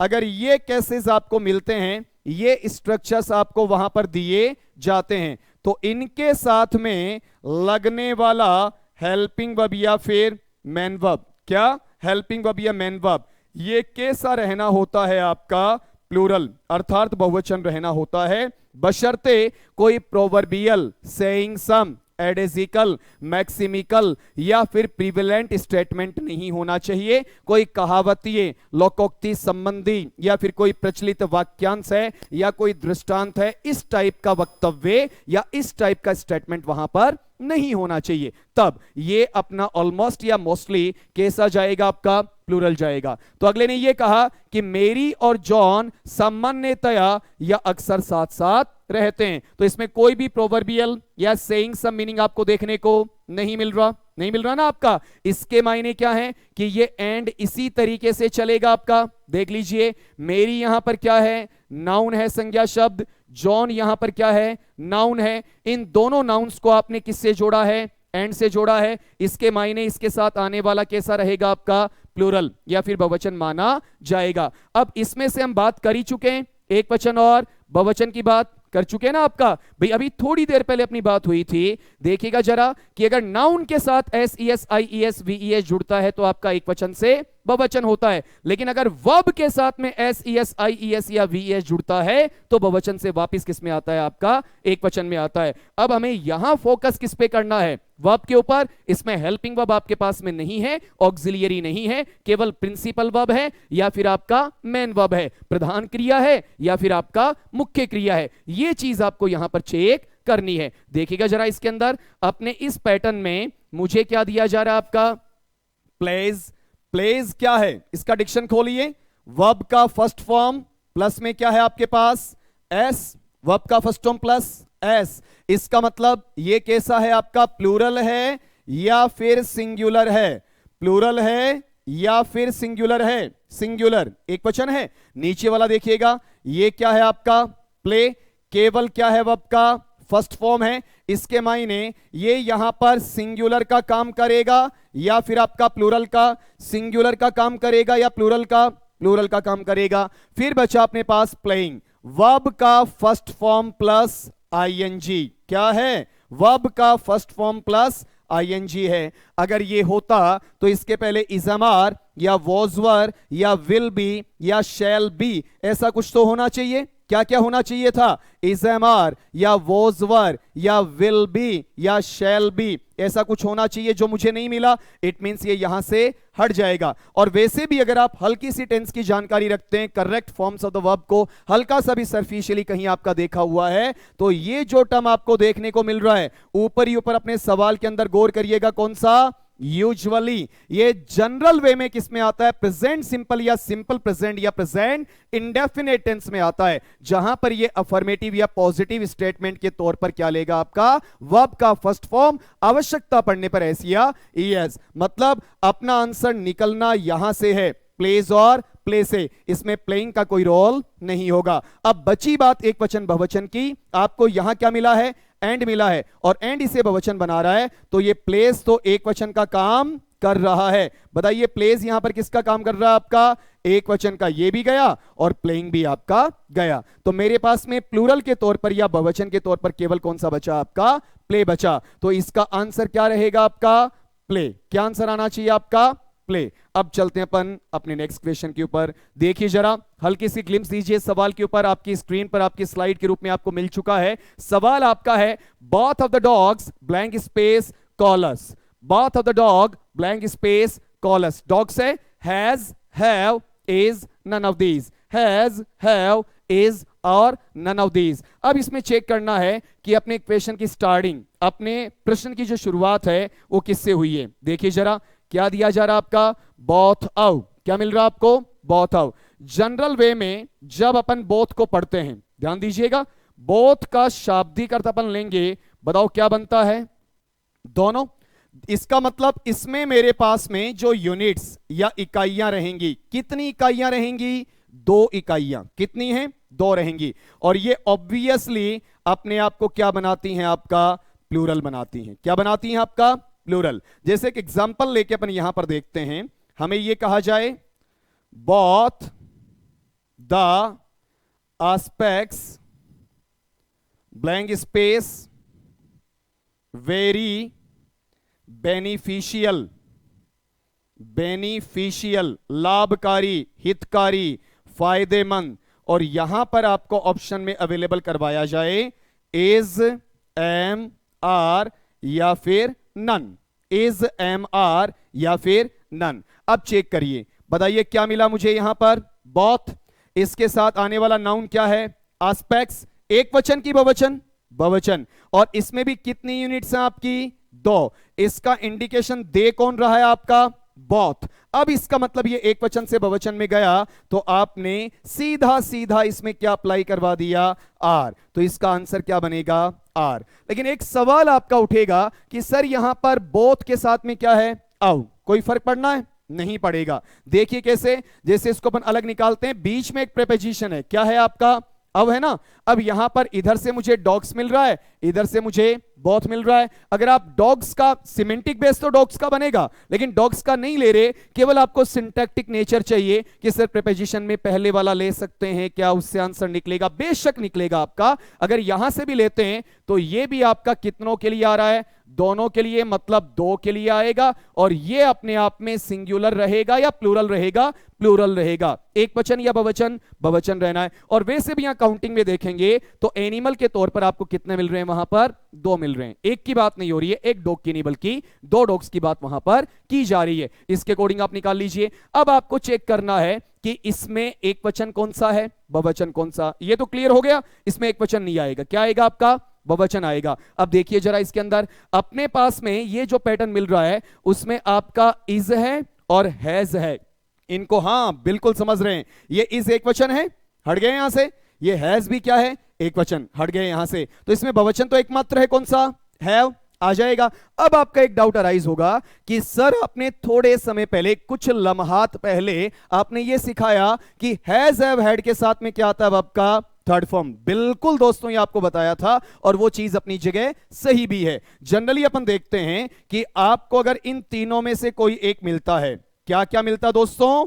हैज, हैव या फिर हैड, बशर्ते ये किसका काम करना चाहिए? हेल्पिंग वर्ब का। किसका काम करना चाहिए? हेल्पिंग वर्ब का। तो इनके साथ में लगने वाला मेरा मेन वर्ब कौन से फॉर्म में जाएगा? थर्ड फॉर्म में जाएगा। ये 100% है, बिल्कुल बिटर ट्रूथ है, इसमें कहीं कोई मीन मेक नहीं है। लेकिन ये अपने पास में मोनोफंक्शनल वर्ड्स हैं। ये मेन वर्ब में भी काम आ सकते हैं, हेल्पिंग वर्ब में भी काम आ सकते हैं, और ये पजेसिव, स्वामित्व सूचक शब्दों में भी काम में आ सकते हैं, जो आपको मालिकाना हक बताते हैं, अधिकार सूचक शब्द के रूप में अपना अस्तित्व जताते हैं कि फलां के पास में ये है, मेरे पास में ये है, फलां के पास में ये था और मेरे पास में ये है। फॉर एग्जाम्पल, मेरे हाथ में मार्कर है। अब इसका मैं हिंदी में एक वाक्य बनाता हूं कि मेरे पास एक मार्कर है, तो पजेसिव नेचर में बोलिए क्या आएगा? I have a marker. क्या बनेगा? I have a marker. मैं कहता हूं राकेश के पास एक मार्कर है, इसका बनाइए देखें, राकेश हैज ए मार्कर। क्या बन रहा है? Rakesh has a marker. मेरे पास एक मार्कर था, मेरे पास एक मार्कर था, पास्ट में चले जाइए, I had a marker. I had a marker. Rakesh के पास में एक मार्कर था, क्या बनेगा? Rakesh had a marker. Rakesh had a marker. इन्हीं चीजों को मैं एक बार रिपीट किए देता हूं, किसी भी मेरे भाई, किसी भी मेरे दोस्त को कोई तकलीफ नहीं होगी, उसे इजीली समझ में आएगा। अपन यहां पर दोस्तों बात करने जा रहे हैं किसकी? पजेसिव की। पजेसिव के मायने क्या है आपका? स्वामित्व सूचक शब्द, मालिकाना अधिकार बताने वाले शब्द, अधिकार के साथ में वहां पर अपना अस्तित्व शो करने वाले, दिखाने वाले शब्द आपका। जैसे मैं ये कहता हूं कि मेरा एक भाई है, तो वहां पर इसका पजेसिव में क्या आएगा? I have a brother. Relation show कर रहा आपका, ठीक है। इसके अलावा मैं ये कहूं कि उसके एक भाई है, तो he has a brother. He has a brother. मैं ये कहता हूं मेरे 2 बहनें हैं, तो क्या बनेगा आपका? I have two sisters. Two sisters. मैं कहता हूं कि मेरे पास एक बैग था, तो ये किस में चला जाएगा? I had a bag. अब चेक करिए, अपना मकसद यहां सफल होता है जो मैं आपको सिखाना चाहता हूं। ये जो आपको मिला कौन सा? हैव, हैज, फिर से हैव, हैड। देख रहा है? Have, has, have, had. अब ये जो आपको मिल रहा है, इसके अंदर कहीं पर भी इसके बाद में वर्ब का थर्ड फॉर्म नहीं है। मायने क्या है? ये हेल्पिंग वर्ब का काम नहीं कर रहा है, ये अपने लिए ऑक्सिलियरी या सहायक क्रिया का काम नहीं कर रहा है, ये पॉजेसिव नेचर का वर्ड है, ये अपने लिए स्वामित्व को दर्शाने वाला शब्द है, और इसके बाद में मुझे थर्ड फॉर्म की आवश्यकता नहीं पड़ेगी क्योंकि ये खुद हेल्पिंग वर्ब का काम नहीं कर रहा है। अब यहां चेक करते हैं अपन, अपने पास में अगला कह रहा है दोनों डॉग्स के क्या हैं? कॉलस हैं। ठीक है, तो ये पॉजेसिव नेचर आ गया, और पॉजेसिव नेचर में मैं किसका यूज कर सकता हूं? हैव का। तो देखिए दोस्तों, यहां पर ये चीज भी करेक्ट है। कौन सी आपकी? हैज हैव हैड के साथ में वर्ब का थर्ड फॉर्म लग सकता है, और ये चीज भी करेक्ट है कि हैज हैव हैड के बाद में वहां पर कोई वर्ब नहीं आएगा। एक पोजीशन का काम कर रहा है, और एक अपने पास में जो एलिमेंट्स ऑफ क्लॉज होता है उसमें सिंपल वर्ब का काम कर रहा है, एक हेल्पिंग वर्ब और दूसरा आपका मेन वर्ब का काम कर रहा है। सिंपल सी बात, अपना आंसर क्या निकला? Both of the dogs have collars, have collars. जल्दी से चलिए अपने नेक्स्ट क्वेश्चन पे, स्लाइड आपके समक्ष आ रही है स्क्रीन के ऊपर। अब देखिएगा इसमें क्वेश्चन नंबर 8, 8वां। हल्का सा अपना आंसर अपने माइंड में निकालने की कोशिश कीजिए एक बार कि इन तीनों में से या इन चारों में से चौथा तो नन ऑफ दीज तब लेकर आइए जब ऊपर वाले तीन गलत हों आपके। उन ऊपर वाले तीनों में से कौन सा आपका आंसर बनने जा रहा है? देखिए, neither the dogs nor the cat very hungry, is are were none of these, is are were none of these. अब इसको पढ़ते हैं तो इसके लिए आप पहले वाले उस पैटर्न पे चलिए मेरे साथ में। थोड़ी देर पहले आपको यह चीज बताई थी, अगर याद है मेरे दोस्तों को तो किसी प्रकार से कोई तकलीफ आपको नहीं होनी है। देख लीजिएगा यहां पर ये वाला पैटर्न आपका याद आया? कौन सा? और, आइदर और, nor, neither nor, not only but also. तो वहां पर मुझे ये देखने को मिल रहा है दोस्तों, कौन सा आपका? नाइदर नॉर, ना ही ना तो, ना ही ना तो। कौन सा मिल रहा है आपका? Neither nor. अब इसमें किसके अकॉर्डिंग? फर्स्ट के अकॉर्डिंग है, सेकंड के, दोनों के अकॉर्डिंग? फर्स्ट के अकॉर्डिंग नहीं आएगा, दोनों को जोड़कर नहीं आएगा। किसके अकॉर्डिंग आएगा? केवल और केवल आपका सेकंड के अकॉर्डिंग आएगा। अब चलिए वापस यहां पर कंजक्शन याद रखिएगा, अपना कनेक्टर या लिंकिंग डिवाइस आप लोगों को याद रखना है। कौन सा है आपका? Neither nor. ये 5 कौन से थे? और, आइदर और, nor, neither nor, not only but also. क्या क्या था दोस्तों? और, आइदर और, नॉर, नाइदर नॉर और नॉट ओनली बट ऑल्सो। इसके अकॉर्डिंग चलिए वापिस अपने क्वेश्चन के ऊपर। अपना क्वेश्चन क्या था याद करिएगा जरा। क्वेश्चन में ये लिखा, neither the dogs nor the cat blank space very hungry. यहां मेरा कंजक्शन मुझे फाइंड आउट करने पे प्राप्त होता है, कौन सा? Neither nor. बताइए कौन सा मिल रहा है? Neither nor. किस किस को कनेक्ट कर रहा है, किस किस को जोड़ रहा है वो चेक करिएगा। पहला मेरे पास में क्या है आपका? डॉग्स। दूसरा मेरे पास में क्या है बताइए आपका? कैट। क्या है? कैट। इसका प्रोनाउंसिएशन देख लीजिएगा, अगर मैं पढ़ूंगा तो इस तरीके से इसे आपका लिखा जाएगा। इसे मैं केट बोलूंगा या फिर आपका काइट, काइट बोलूंगा। ठीक है, आई, ए नहीं रहेगा, क्या रहेगा आपका? आई रहेगा। चलिए वो बात की अलग बात है। यहां नाइदर नॉर में पहले के अनुसार या दूसरे के? ऑब्वियसली दूसरे के अनुसार। और दूसरे वाले के अंदर मुझे मिला क्या वो चेक करिए आपका, क्या मिला है? कैट। केट क्या है आपका? सिंगुलर है। केट क्या रहेगा? एक वचन रहेगा। अब एक वचन के अंदर आप छांटिए नीचे वाले में से कौन सा है। ये देखिएगा आपका अपने पास में वर, वर बहुवचन है, हट गया। आर बहुवचन है, प्लूरल है, हट गया। अब एक वचन में मेरे पास में आ रहा है, कौन सा आ रहा है आपका? इज आ रहा है। तो अपना आंसर क्या है? इज। फिर से दोस्तों रिपीट कर लीजिएगा, इस क्लास में जब आप अटेंडेंस अपनी दे रहे हैं, अपनी लाइव प्रेजेंस आप मुझे दे रहे हैं, आप यहां पर अपना प्रेशियस या बेशकीमती टाइम मुझे दे रहे हैं, तो ये सारी चीजें आप साथ में याद करके ले जाएंगे। आपको इसके लिए एडिशनल टाइम वहां पर देना ना पड़े। इसी एलटीएम के बेसिक्स के ऊपर आप देखिएगा कौन से थे? और, आइदर और, nor, neither nor, not only but also. कौन कौन से थे दोस्तों? और, आइदर और, nor, neither nor, not only but also. दोनों को मिलाकर पहले के अनुसार या दूसरे के अनुसार? ऑब्वियसली दूसरे के अनुसार। तो अपना पूरा सेंटेंस क्या बना? Neither the dogs nor the cat is very hungry. Hungry समझते हैं ना, भूखे के लिए आता है। चलिए जल्दी से नेक्स्ट क्वेश्चन के ऊपर। क्वेश्चन नंबर 9, सवाल संख्या 9 स्क्रीन पर आपके समक्ष है। चंद सेकंड्स आप जरूर लीजिएगा ताकि आपका क्वेश्चन का आंसर आप पहले निकाल सकें, फिर मेरे वाले आंसर से क्रॉस चेक कर सकें कि हां सर जो आपने बताया और हमारे वाला या तो मैच कर रहा है, कोई तकलीफ नहीं है। मैच नहीं कर रहा है तो आपने जो डाउट क्लियर करवाया वो इजीली क्लियर हो रहा है। लेकिन क्रॉस चेक कब होता है? जब आप एक अटेम्प्ट पहले ले चुके होते हैं, तभी हो पाएगा। देखिए सवाल क्या है आपका? Either the girls or the boy blank space in the evening, either the girls और the boy blank space in the evening. अभी अपनी बात हुई थी, क्यों ना अपन इस चीज को एक बार रिवाइज करें। और आइदर और, nor, neither nor, not only but also. बताइए इसमें मेरे पास में इन पांचों में से कौन सा मिल रहा है, बताइए जरा। आइदर, और इधर क्या रहा आपका और, बताइए क्या मिल रहा है, आइदर और। ठीक, अब इसमें पहले वाला जिसे कनेक्ट किया जा रहा है वो क्या है आपका गर्ल्स, दूसरे वाला जिसे कनेक्ट किया जा रहा है वो क्या है बॉय। अब ये जो गर्ल है इस गर्ल के साथ में क्या जुड़ा हुआ है एस। अब ये सिंगुलर से क्या बनाया गया आपका प्लूरल, सिंगुलर से क्या बनाया गया प्लूरल। अब यहां पर आगे क्या लिखा हुआ आपका केवल बॉय।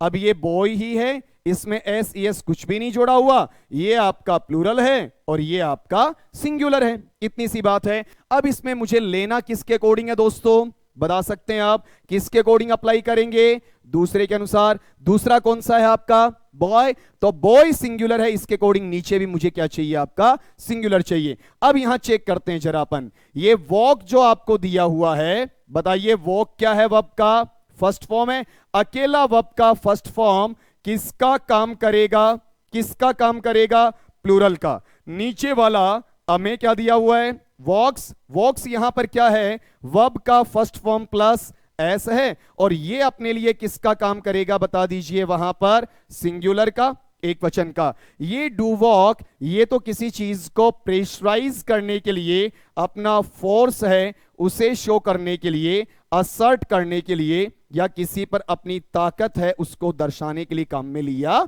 जाता है। तो इसका तो कोई मतलब ऊपर निकलेगा नहीं। सिंपल यूज आ रहा है कि दो चीजें जुड़ी हुई हैं, किसके साथ में आइदर और के साथ में, और उसमें से एक वचन लेना है कि आपको बहुवचन लेना है, बस इतनी सी बात है। तो यहां से डू वॉक तो क्रॉस हो गया, इसका तो इश्यू ही नहीं बना, या तो मुझे वॉक चाहिए या फिर मुझे वॉक्स चाहिए। अब डिसाइड करना है कि होगा किसके अकॉर्डिंग, ये चीज आपको वहां पर पता होनी चाहिए। अब देख लीजिए जरा, यहां पर बॉय के अकॉर्डिंग लेंगे, बॉय आपका एक वचन है, तो एक वचन वॉक है या वॉक्स है, वॉक तो आपका बहुवचन है, तो एक वचन में बताइए यहां पर क्या लगेगा आपका वॉक्स लगेगा। वॉक अपना बहुवचन में आता है जिसको अप्लाई में नहीं कर सकता। सिंपल सा स्ट्रक्चर है दोस्तों, आइदर और, पहला सब्जेक्ट और दूसरा सब्जेक्ट, मेरा ऑक्सिलियरी, मेरा मेन वर्ब किसके अकॉर्डिंग आना चाहिए आपका दूसरे के अकॉर्डिंग। दूसरा कौन सा था बॉय था, उसके अकॉर्डिंग में एक वचन में क्या ले आया आपका वॉक्स। ये बात याद है ना, कौन सी,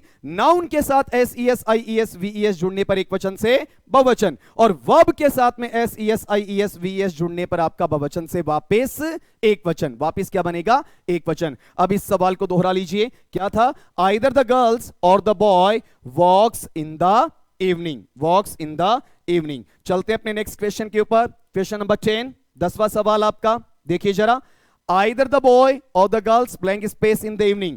क्वेश्चन रिपीट नहीं हुआ है, क्वेश्चन को रिवर्स ऑर्डर में कुछ चेंज करके दिया गया है। अगर आपको भरोसा नहीं होता है पहले वाला पढ़िएगा। देखिए इसमें क्या था, आइदर के साथ में गर्ल्स पहले था और यहां पर बॉय कहां है बाद में है। अब वाला जो अपना क्वेश्चन है उसमें बताइए बॉय कहां है पहले और गर्ल्स कहां है आपका बाद में, मतलब द बॉय और द गर्ल्स उनको एक्सचेंज किया गया है, उनका स्थान जो एक जगह निर्धारित था उसे हटाकर अलग अलग, मतलब दूसरे को एक्सचेंज उल्टा पुल्टा किया गया। केओस नहीं है आपका, मेटामॉर्फोसिस नहीं कहेंगे, सिंपल एक्सचेंज है कि द बॉय की जगह द गर्ल्स किया और द गर्ल्स की जगह द बॉय किया, ताकि वो सिंगुलर और प्लूरल इसको आप आराम से छांट पाए। ऑप्शन है, ऑप्शन में भी लगभग सेम ही आपका, वॉक उसमें भी था, वॉक्स उसमें भी था, उसमें थर्ड में क्या था डू वॉक, और इसमें अपने पास तीसरे में क्या है डज वॉक। इतना सा फर्क है, उसमें डू था और इसमें क्या आपका डज है, क्योंकि अपन ने सब्जेक्ट भी तो एक्सचेंज किया है।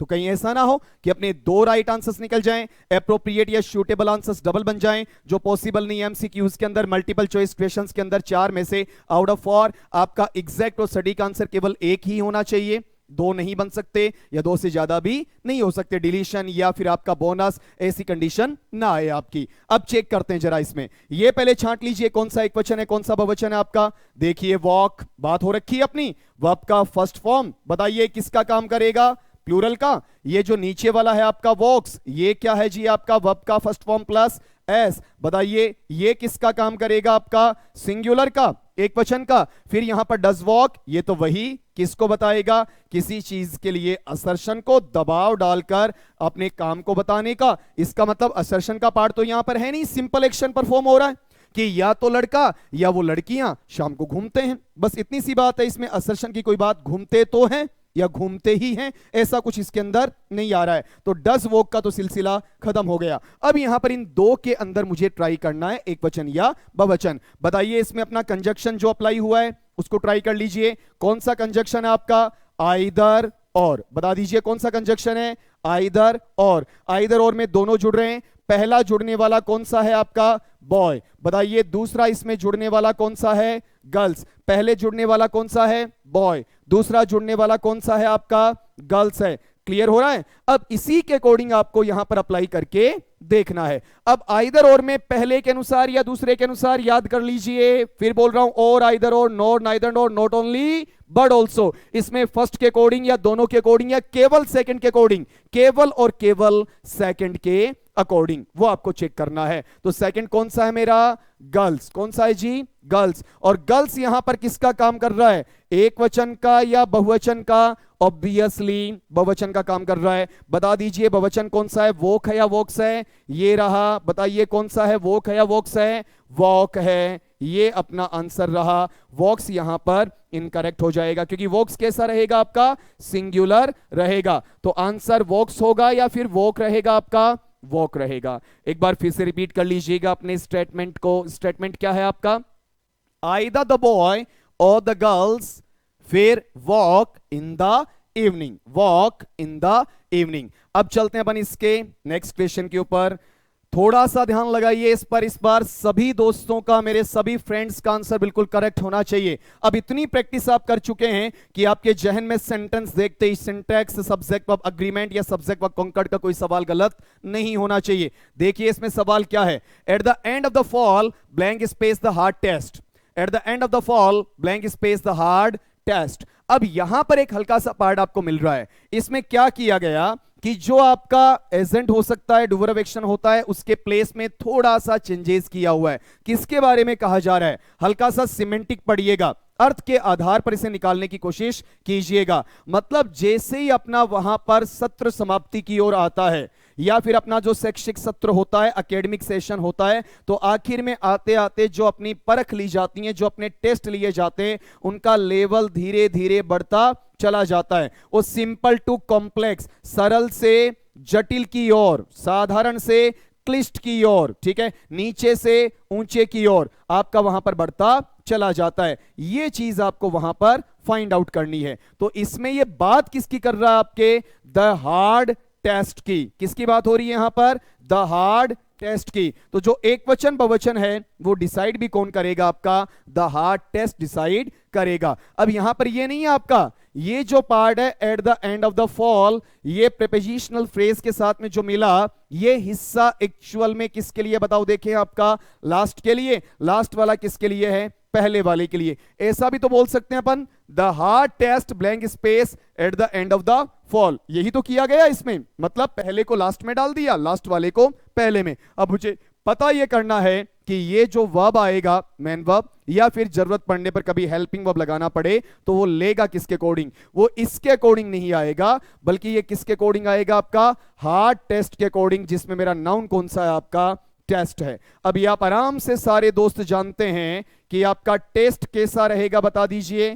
टेस्ट कैसा है, सिंगुलर, और टेस्ट में एक इन्फ्लेक्शन जुड़ गया, और ये इन्फ्लेक्शन कौन सा है, आपका एस है। टेस्ट लगते ही यहां पर ये क्या हो जाएगा, आपका प्लूरल हो जाएगा। बिना एस के एक वचन है, एस के साथ में आपका बहुवचन हो जाता है। यही तो बात है ना आपकी। अब इसमें मुझे बहुवचन के आधार पर ढूंढना है, तो क्यों ना एक बार फिर से इस चीज का एलिब्रेशन अपन रखें। ये जो कम्स मुझे दिया जा रहा है इसको चेक करना।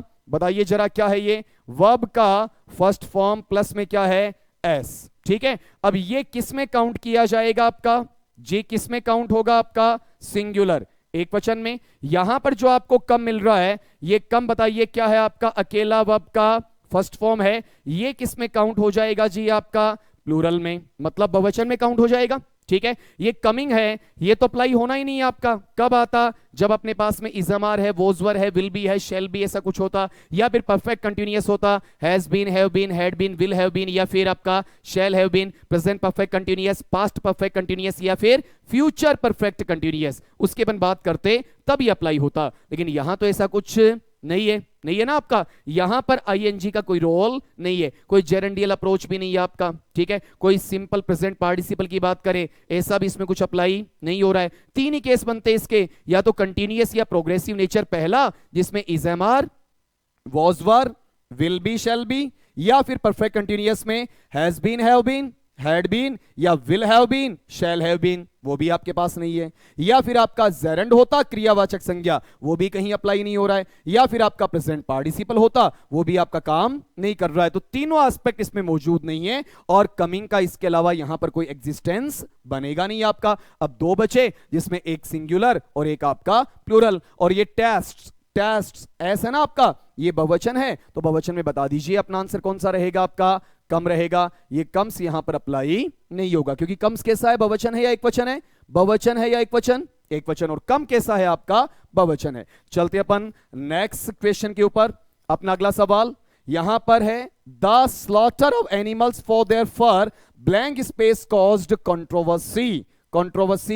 यहां पर अपना सवाल फिर से पढ़िएगा, the slaughter of animals for their fur blank space caused controversy. पहला ऑप्शन डू, दूसरा ऑप्शन हैज, तीसरा ऑप्शन हैव, और चौथा ऑप्शन अपना नन ऑफ दीज। क्या है जी, नन ऑफ दीज। अब चेक करिए जरा कि इसमें हमें क्या दिया गया। यहां पर प्रीपोजिशनल एस्पेक्ट है, उसको पढ़ने की कोशिश कीजिएगा।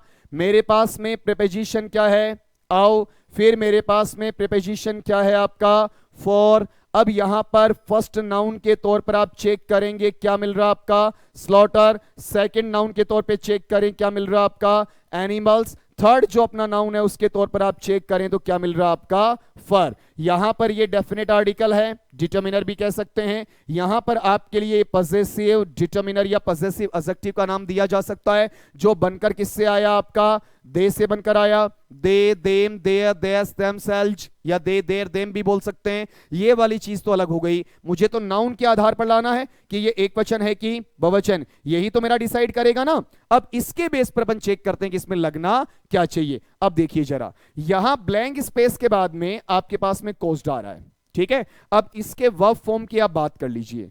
पहला जो वर्ब है, फर्स्ट फॉर्म है आपका, बताइए ये क्या है, कॉज। फिर इसी का अपन सेकंड फॉर्म बनाते हैं, बताइए ये क्या है आपका, कॉज्ड।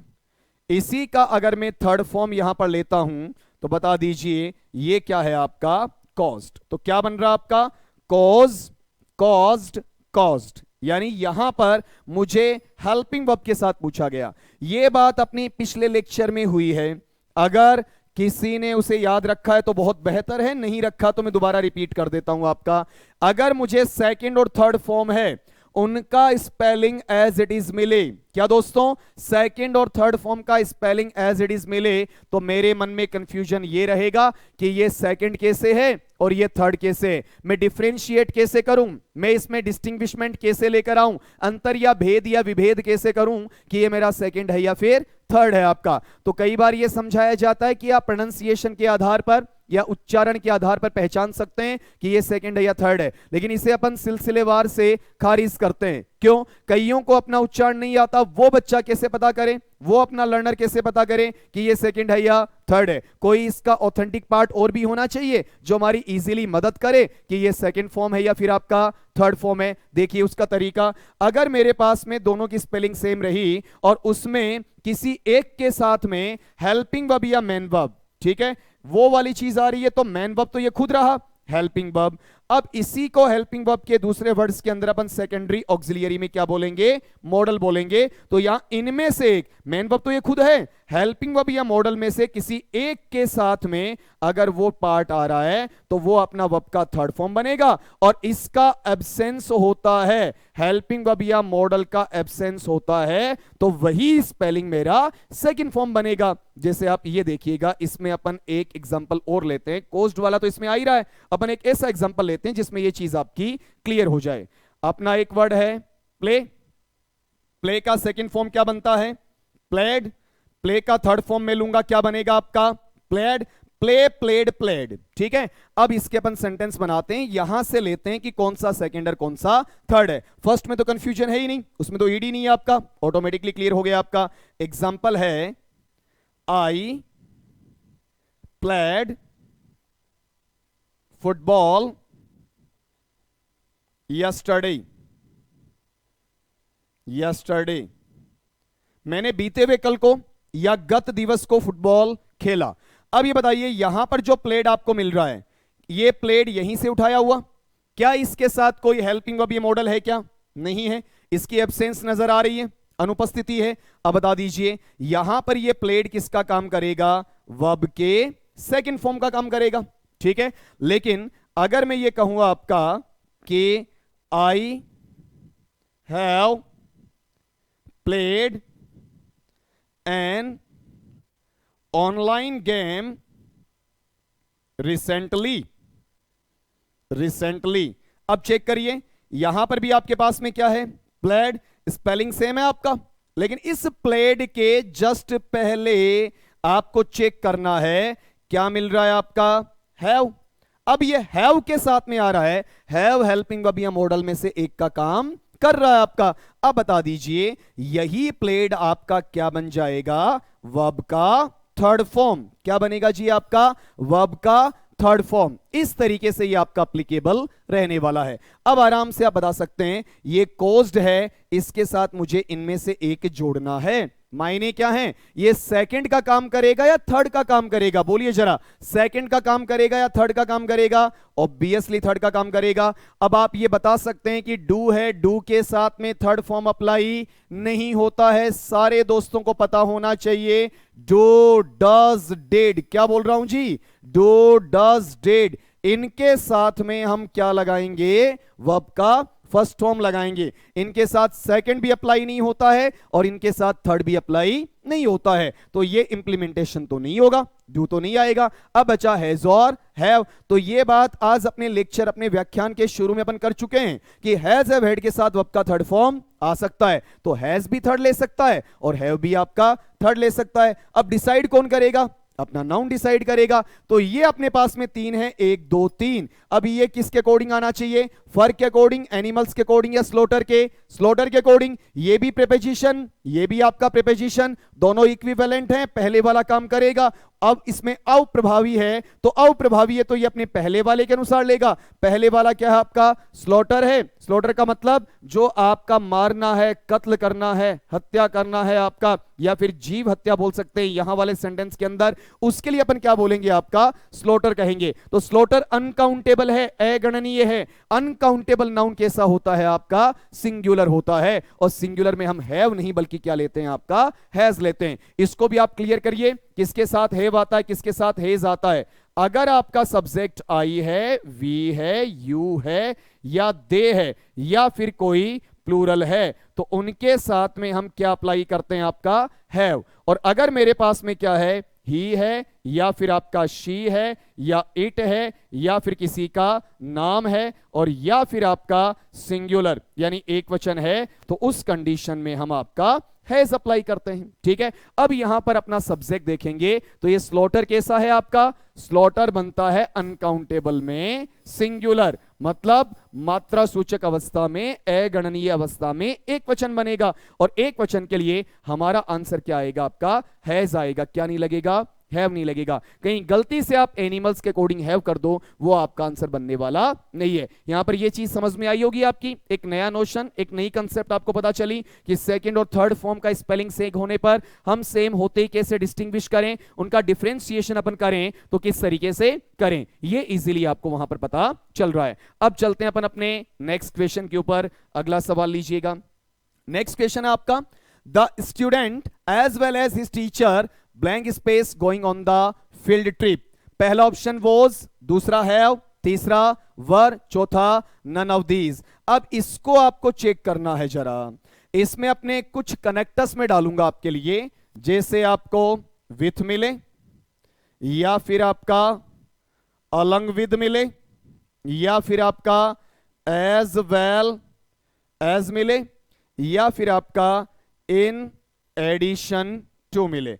हालांकि और भी बहुत हैं इसके अलावा आपके, जिनमें आप क्या ले सकते हो, टुगेदर विद आ सकता है, बिसाइड बिसाइड्स जैसे आ सकते हैं, लाइक आ सकता है, एंड नोट आ सकता है। उनकी बात अपन यहां पर नहीं कर रहे, केवल इनकी बात कर रहे हैं। हालांकि वो भी इसी कैटेगरी के हैं, इसी श्रेणी में आपके शामिल होते हैं। अपने सवाल के अनुरूप मैं यहां पर बात कर लेता हूं। अगर इनमें से किसी एक के साथ में दो एस्पेक्ट आपके जोड़े हुए मिले, जैसे ये पहला है और ये आपका दूसरा है। अब अगला ये चाहता है कि मुझे यहां पर किसको अप्लाई करना है, हेल्पिंग वर्ब या फिर मेन वर्ब को अप्लाई करना है। किसको, हेल्पिंग वर्ब या मेन वर्ब को अप्लाई करना है। अब ये जो हेल्पिंग वर्ब या मेन वर्ब आपका आएगा, ये इन दोनों को जोड़कर आएगा या दूसरे के अकॉर्डिंग आएगा या पहले के अकॉर्डिंग। चॉइसेस तो अपने पास में तीन ही रही ना, जैसे आपने और, आइदर और, nor, neither nor, not only but also में देखा, उसमें सेकंड के अनुसार था। अब यहां उसको जस्ट उल्टा कर दीजिए, जस्ट अपोजिट करके देखिएगा। अब ये जो चीज आएगी ये आपका रहेगा पहले के अकॉर्डिंग। किसके अनुसार आएगा, पहले के अनुसार। इसके लिए पहले अपन एक एग्जांपल लेके देखते हैं, सवाल सोल्व करने से पहले ज्यादा इजी हो जाएगा आपका। अपन ये कहें आपका you as well as I blank space a professor, और यहां आपको दिया जाता है इज एम आर। क्या मिल रहा है आपका, इज एम आर, इस तरीके से। अब चेक करना है आपको जरा, इस वाले पैटर्न के अंदर एज वेल एज इनमें से मिल रहा है, ये रहा आपका, ठीक है। फिर ये पहला कौन सा है, यू, दूसरा कौन सा है, आई। अब ये किसके अकॉर्डिंग चाह रहा है आपका, पहले के अकॉर्डिंग या दूसरे के अकॉर्डिंग या दोनों के अकॉर्डिंग, केवल पहले के अकॉर्डिंग। पहला मेरे पास कौन सा है, यू है, तो यू के अकॉर्डिंग यहां से क्या लेंगे आप, आर ले लेंगे। यू इज लेता है, एम लेता है या आर लेता है, आर लेता है। अब ये आई का कोई रोल नहीं है इसमें, आई पास होकर भी इसमें एम नहीं है, क्योंकि ये जो आर आया है ये आर किसके अकॉर्डिंग आया आपका, यू के अकॉर्डिंग आया। तो आपको याद क्या करना है, जैसे विद है, अलोंग विद है, एज वेल एज है, इन एडिशन टू है, या टुगेदर विद है, बिसाइड या बिसाइड्स है, लाइक है या एंड नॉट है, तो उसमें अपन किसके अकॉर्डिंग लेंगे, आपका पहले के अकॉर्डिंग लेंगे। अब चलते हैं अपने क्वेश्चन के ऊपर। बताइए इनमें से अपने सवाल में क्या दिया हुआ है, एज वेल एज। क्या मिल रहा हमें प्रश्न में आपका, एज वेल एज मिल रहा है। अब इसमें पहला एस्पेक्ट है वो कौन सा है आपका, स्टूडेंट। दूसरा एस्पेक्ट है, बताइए कौन सा इसमें आपका, हिज टीचर। कौन सा है आपका, हिज टीचर, ठीक है। हालांकि इसमें देखते हैं तो स्टूडेंट भी एक वचन है आपका और टीचर भी क्या है, एक वचन है, ठीक है। पहले दूसरे किसी से लेते हैं तो आंसर सेम आएगा, लेकिन जो एक्यूरेसी होगी, जो हमारी शुद्धता होगी, वो शुद्धता किसके अनुसार होगी, आपका पहले वाले के अनुसार। तो मुझे प्रेफरेंस देना किसको दोस्तों, आपका स्टूडेंट को। एक वचन है विद्यार्थी आपका, तो यहां वाले पार्ट में एक वचन में मेरे पास में केवल एक ही ऑप्शन है, और वो कौन सा आपका, वॉज है। ये हैव भी प्लूरल है और वर भी प्लूरल है। हैव तो वैसे भी नहीं आएगा, हैव क्या लेता वर्ब का, थर्ड फॉर्म लेता। ये गोइंग जो आपको दिख रहा है, ये गोइंग बता दीजिए यहां पर किसका काम कर रहा है, वर्ब के फर्स्ट फॉर्म प्लस आईएनजी का, तो ये तो हैव के साथ वैसे भी अप्लाई नहीं होता आपका। वॉज के साथ वर्ब का फर्स्ट फॉर्म प्लस आईएनजी आ सकता है, वर के साथ वर्ब का फर्स्ट फॉर्म प्लस आईएनजी आ सकता है। अब वॉज या वर में से मुझे एक वचन चाहिए, वो वॉज था आपका किसके अकॉर्डिंग, स्टूडेंट के अकॉर्डिंग। अब देखो कई बार अपना एक भी कोई एग्जामिनी है, कोई परीक्षार्थी है, कंफ्यूज कहां होता है, इन दोनों को जोड़ देता है। स्टूडेंट एक यूनिट है, टीचर आपका दूसरा यूनिट है, इन दोनों को जोड़कर वो एक वचन से क्या कर देता है, आपका बहुवचन कर देता है। जबकि यहां पर ऐसा नहीं होगा। मुझे ये नहीं कहना कि आपका इनके आते ही आप सिंगुलर करो, मुझे ये देखना है कि इनमें पहले के अकॉर्डिंग लूंगा। मेरा पहला जो पार्ट है अगर वो सिंगुलर होगा तो ये भी सिंगुलर, वो प्लूरल होगा तो ये भी आपका प्लूरल। इस तरीके से आपका चलना है। तो अपना पूरा क्वेश्चन क्या बना, the student as well as his teacher was going on the field trip, field trip. अब चलते हैं अपने नेक्स्ट क्वेश्चन के ऊपर। अगला सवाल, the hard test blank space at the end of the fall आया था आपका। उसमें हमने क्या किया था, आपका at the end of the fall को पहले लिया, द हार्ड टेस्ट को बाद में ले लिया, एकदम आसान हो जाएगा आपका। यहां ये किसके अकॉर्डिंग लेगा, आपका टेस्ट के अकॉर्डिंग। ये अपना एडजेक्टिव बन सकता है, प्री मॉडिफायर हो जाएगा, ठीक है, ये भी अपना वहां पर आपका डेफिनेट आर्टिकल है, या फिर ये कह सकते हैं डिटर्मिनर है आपका, ये भी मॉडिफाई करने का काम कर ही रहा है आपका। एमएचएम का पार्ट जब अपन पढ़ते हैं तो इस चीज को अपन आराम से क्लेरिफाई कर सकते हैं। हाल फिलहाल अपना वो काम नहीं है, हाल फिलहाल अपना काम नंबर को पहचान के वर्ब को अप्लाई करना है। तो ये जो आपका टेस्ट है ये कैसा है आपका, नाउन काउंटेबल है, और काउंटेबल के साथ में कैसा है आपका, प्लूरल है, मतलब गणनीय बहुवचन या संख्यावाची बहुवचन है। अब नीचे मुझे ये ट्राई करना है कि बहुवचन कौन सा है। देख लीजिए इसमें आपका यहां जो हैज आ रहा है तो ये हैज सिंगुलर है, हट गया। ये जो कम्स है ये क्या है, वर्ब का फर्स्ट फॉर्म प्लस एस है, ये भी अपना बताइए कैसा है आपका, सिंगुलर एक वचन है, ये भी अपना हट गया। अब इसमें ये कम बचा, ये क्या है वर्ब का फर्स्ट फॉर्म, और अपने आप में ये किसकी भूमिका, किसका रोल प्ले करेगा, किस भूमिका का निर्वाह कर रहा है, सिंगुलर या प्लूरल, एक वचन या बहुवचन, बहुवचन का। और मुझे चाहिए भी क्या आपका, बहुवचन ही चाहिए। तो बता दीजिए यहां पर कम्स आएगा या कम आएगा, कम आएगा। अगर आपने इसे बाद में लिया तो भी इसके अकॉर्डिंग आ रहा था, इसे पहले लिया आपने तो भी ये इसी के अकॉर्डिंग आएगा। अपना पूरा पार्ट क्या बन रहा है, the hard test blank space at the end of the fall में ब्लैंक स्पेस में कम आ रहा है, और ये आ किसके अकॉर्डिंग रहा है आपका, टेस्ट के अकॉर्डिंग आ रहा है। अब चलते हैं अपने नेक्स्ट क्वेश्चन के ऊपर। देखिए अगला सवाल आपका क्वेश्चन नंबर 15 आपकी स्क्रीन के ऊपर है। ये 15वीं स्लाइड आपको चेक करनी है अपने क्वेश्चन के according. Both of my roommates blank space decided to live in the dorms, to live in the dorms. ये वर्ड दोस्तों आपके लिए हल्का सा न्यूवर वन हो सकता है जो आपने ना सुना हो। क्या वर्ड है आपका, डॉर्म्स। डोम्स नहीं है ये, और गलत भी नहीं है आपका, यहां पर ये नया वर्ड आपके लिए हो सकता है।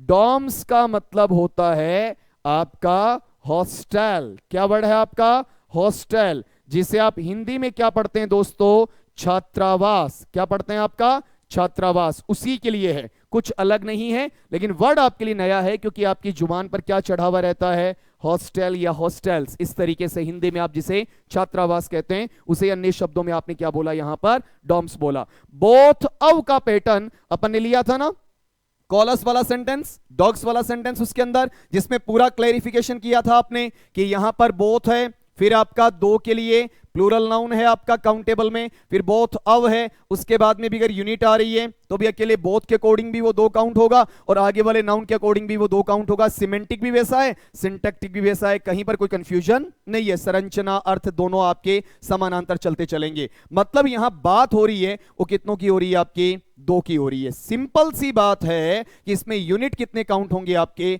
दो ही काउंट होंगे दोस्तों। तो यहां पर अपने पास में बोथ है, इसके अकॉर्डिंग ले लीजिए, चाहे आप यहां पर माई रूममेट्स के अकॉर्डिंग ले लीजिए। यहां जिस संख्या की बात होगी वो केवल दो इकाइयों की बात होगी, जिसे अपन 2 यूनिट्स का नाम दे सकते हैं। और दो आते ही वो सिंगुलर है कि प्लूरल, एक वचन है कि बहुवचन, ऑब्वियसली आपका वहां पर बहुवचन माना जाएगा। अब इसमें बहुवचन अपन चेक करते हैं। देखिए ऑप्शन अपने पास में कौन कौन सा है, हैव, इज, हैज और नन ऑफ दीज, इस तरीके से। तो यहां पर ये हैज तो किसका काम कर रहा है, सिंगुलर का।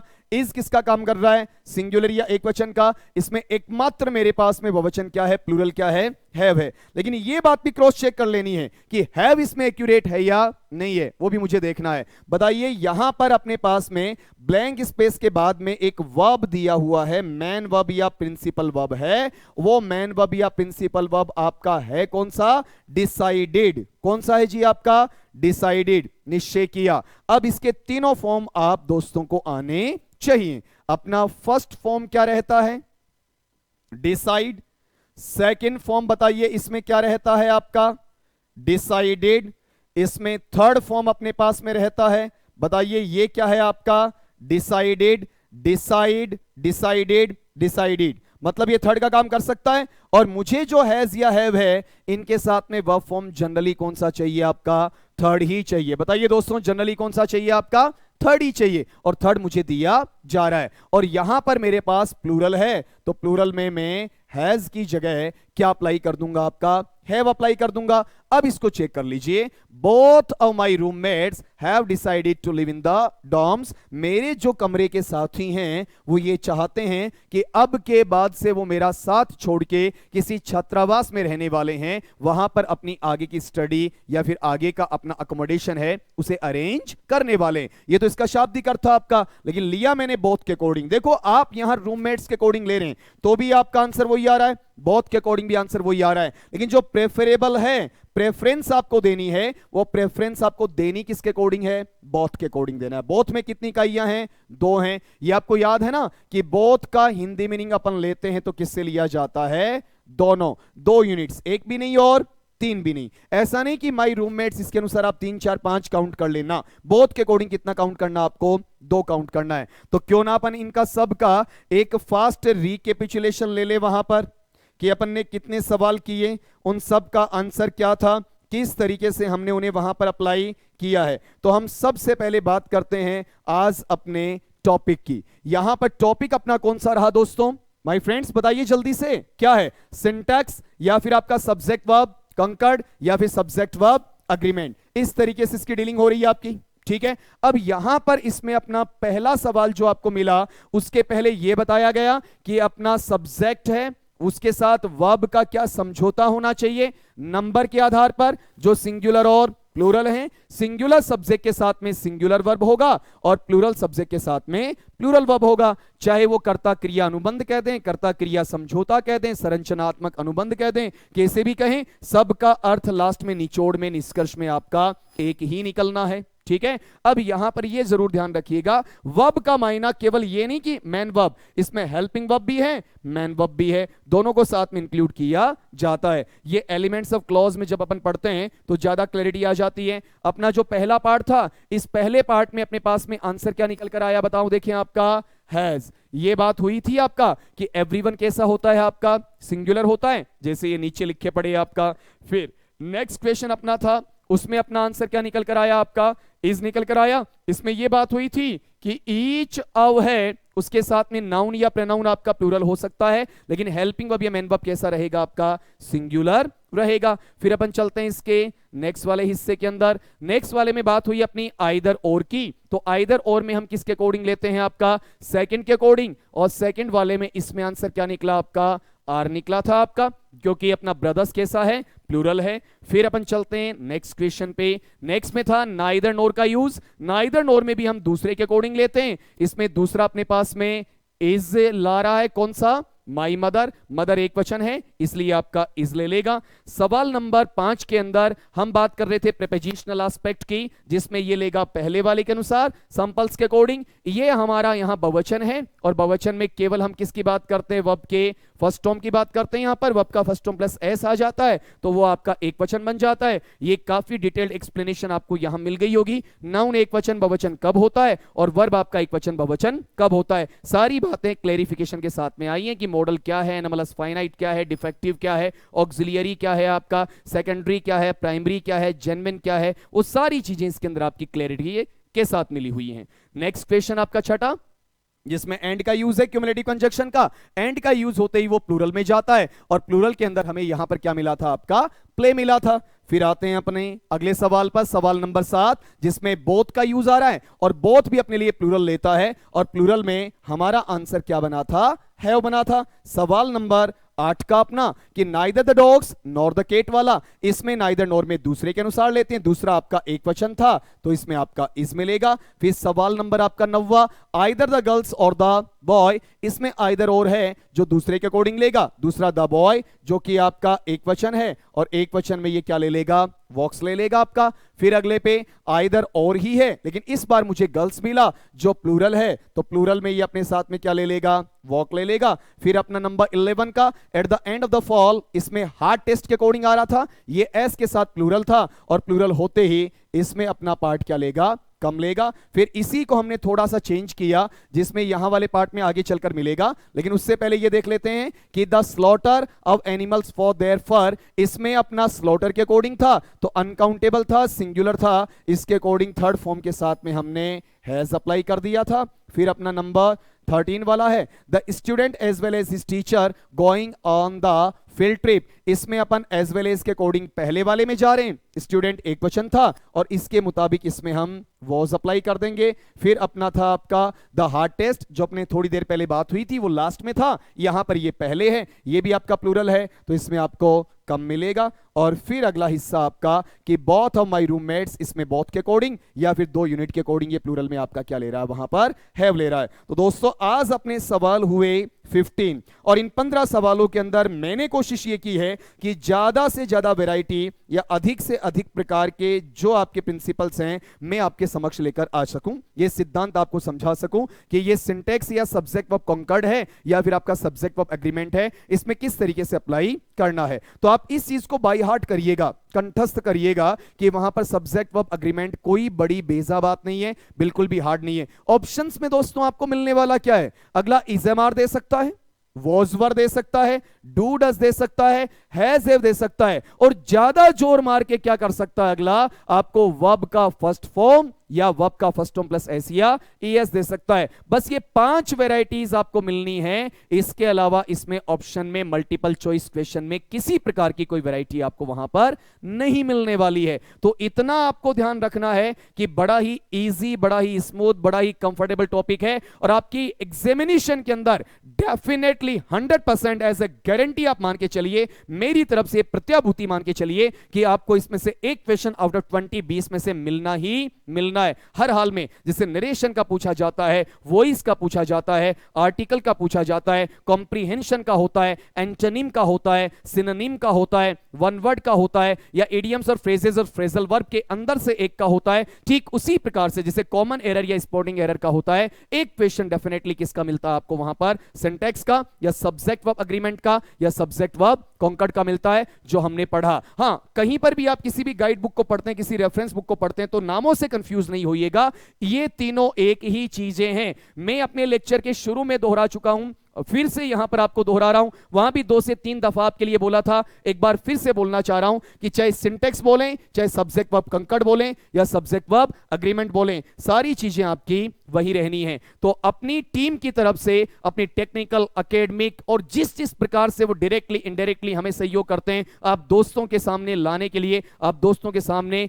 खड़ा करते हैं ताकि हम आपको गाइड कर सकें, काउंसल कर सकें, आपके फ्यूचर के लिए आपको मोटिवेट कर सकें और आपका पूरा फ्यूचर है उसे वहां पर संवार सकें। उसके लिए पूरी टीम को साथ में लेते हुए यूनानिमसली, बिल्कुल एक मत के साथ में, सर्वसम्मति से मैं आप सभी का धन्यवाद अर्पित करता हूं कि आपने इतने चाव के साथ में, इतनी एकाग्रता के साथ में इस वीडियो को देखा और इस टॉपिक को शानदार तरीके से पूरा किया। इसी प्लेस, इसी वो के साथ में, इसी कमिटमेंट के साथ में कि मिलते हैं हम एक नए वीडियो में, नए जोश, नई स्फूर्ति के साथ में, नए टॉपिक, नए कंटेंट के साथ में, नई एक्सरसाइजेज, नई वेरिएशन के साथ में। तब तक के लिए आप सभी दोस्तों से मैं अलविदा लेना चाहूंगा, लेकिन पढ़ते रहिएगा और सीखते रहिएगा। कहते हैं ना, get learning and do learning, have learning, spread learning, you will get definitely success there in your life. इन्हीं शब्दों के साथ में आप सभी दोस्तों को मेरी तरफ से शब्बक है।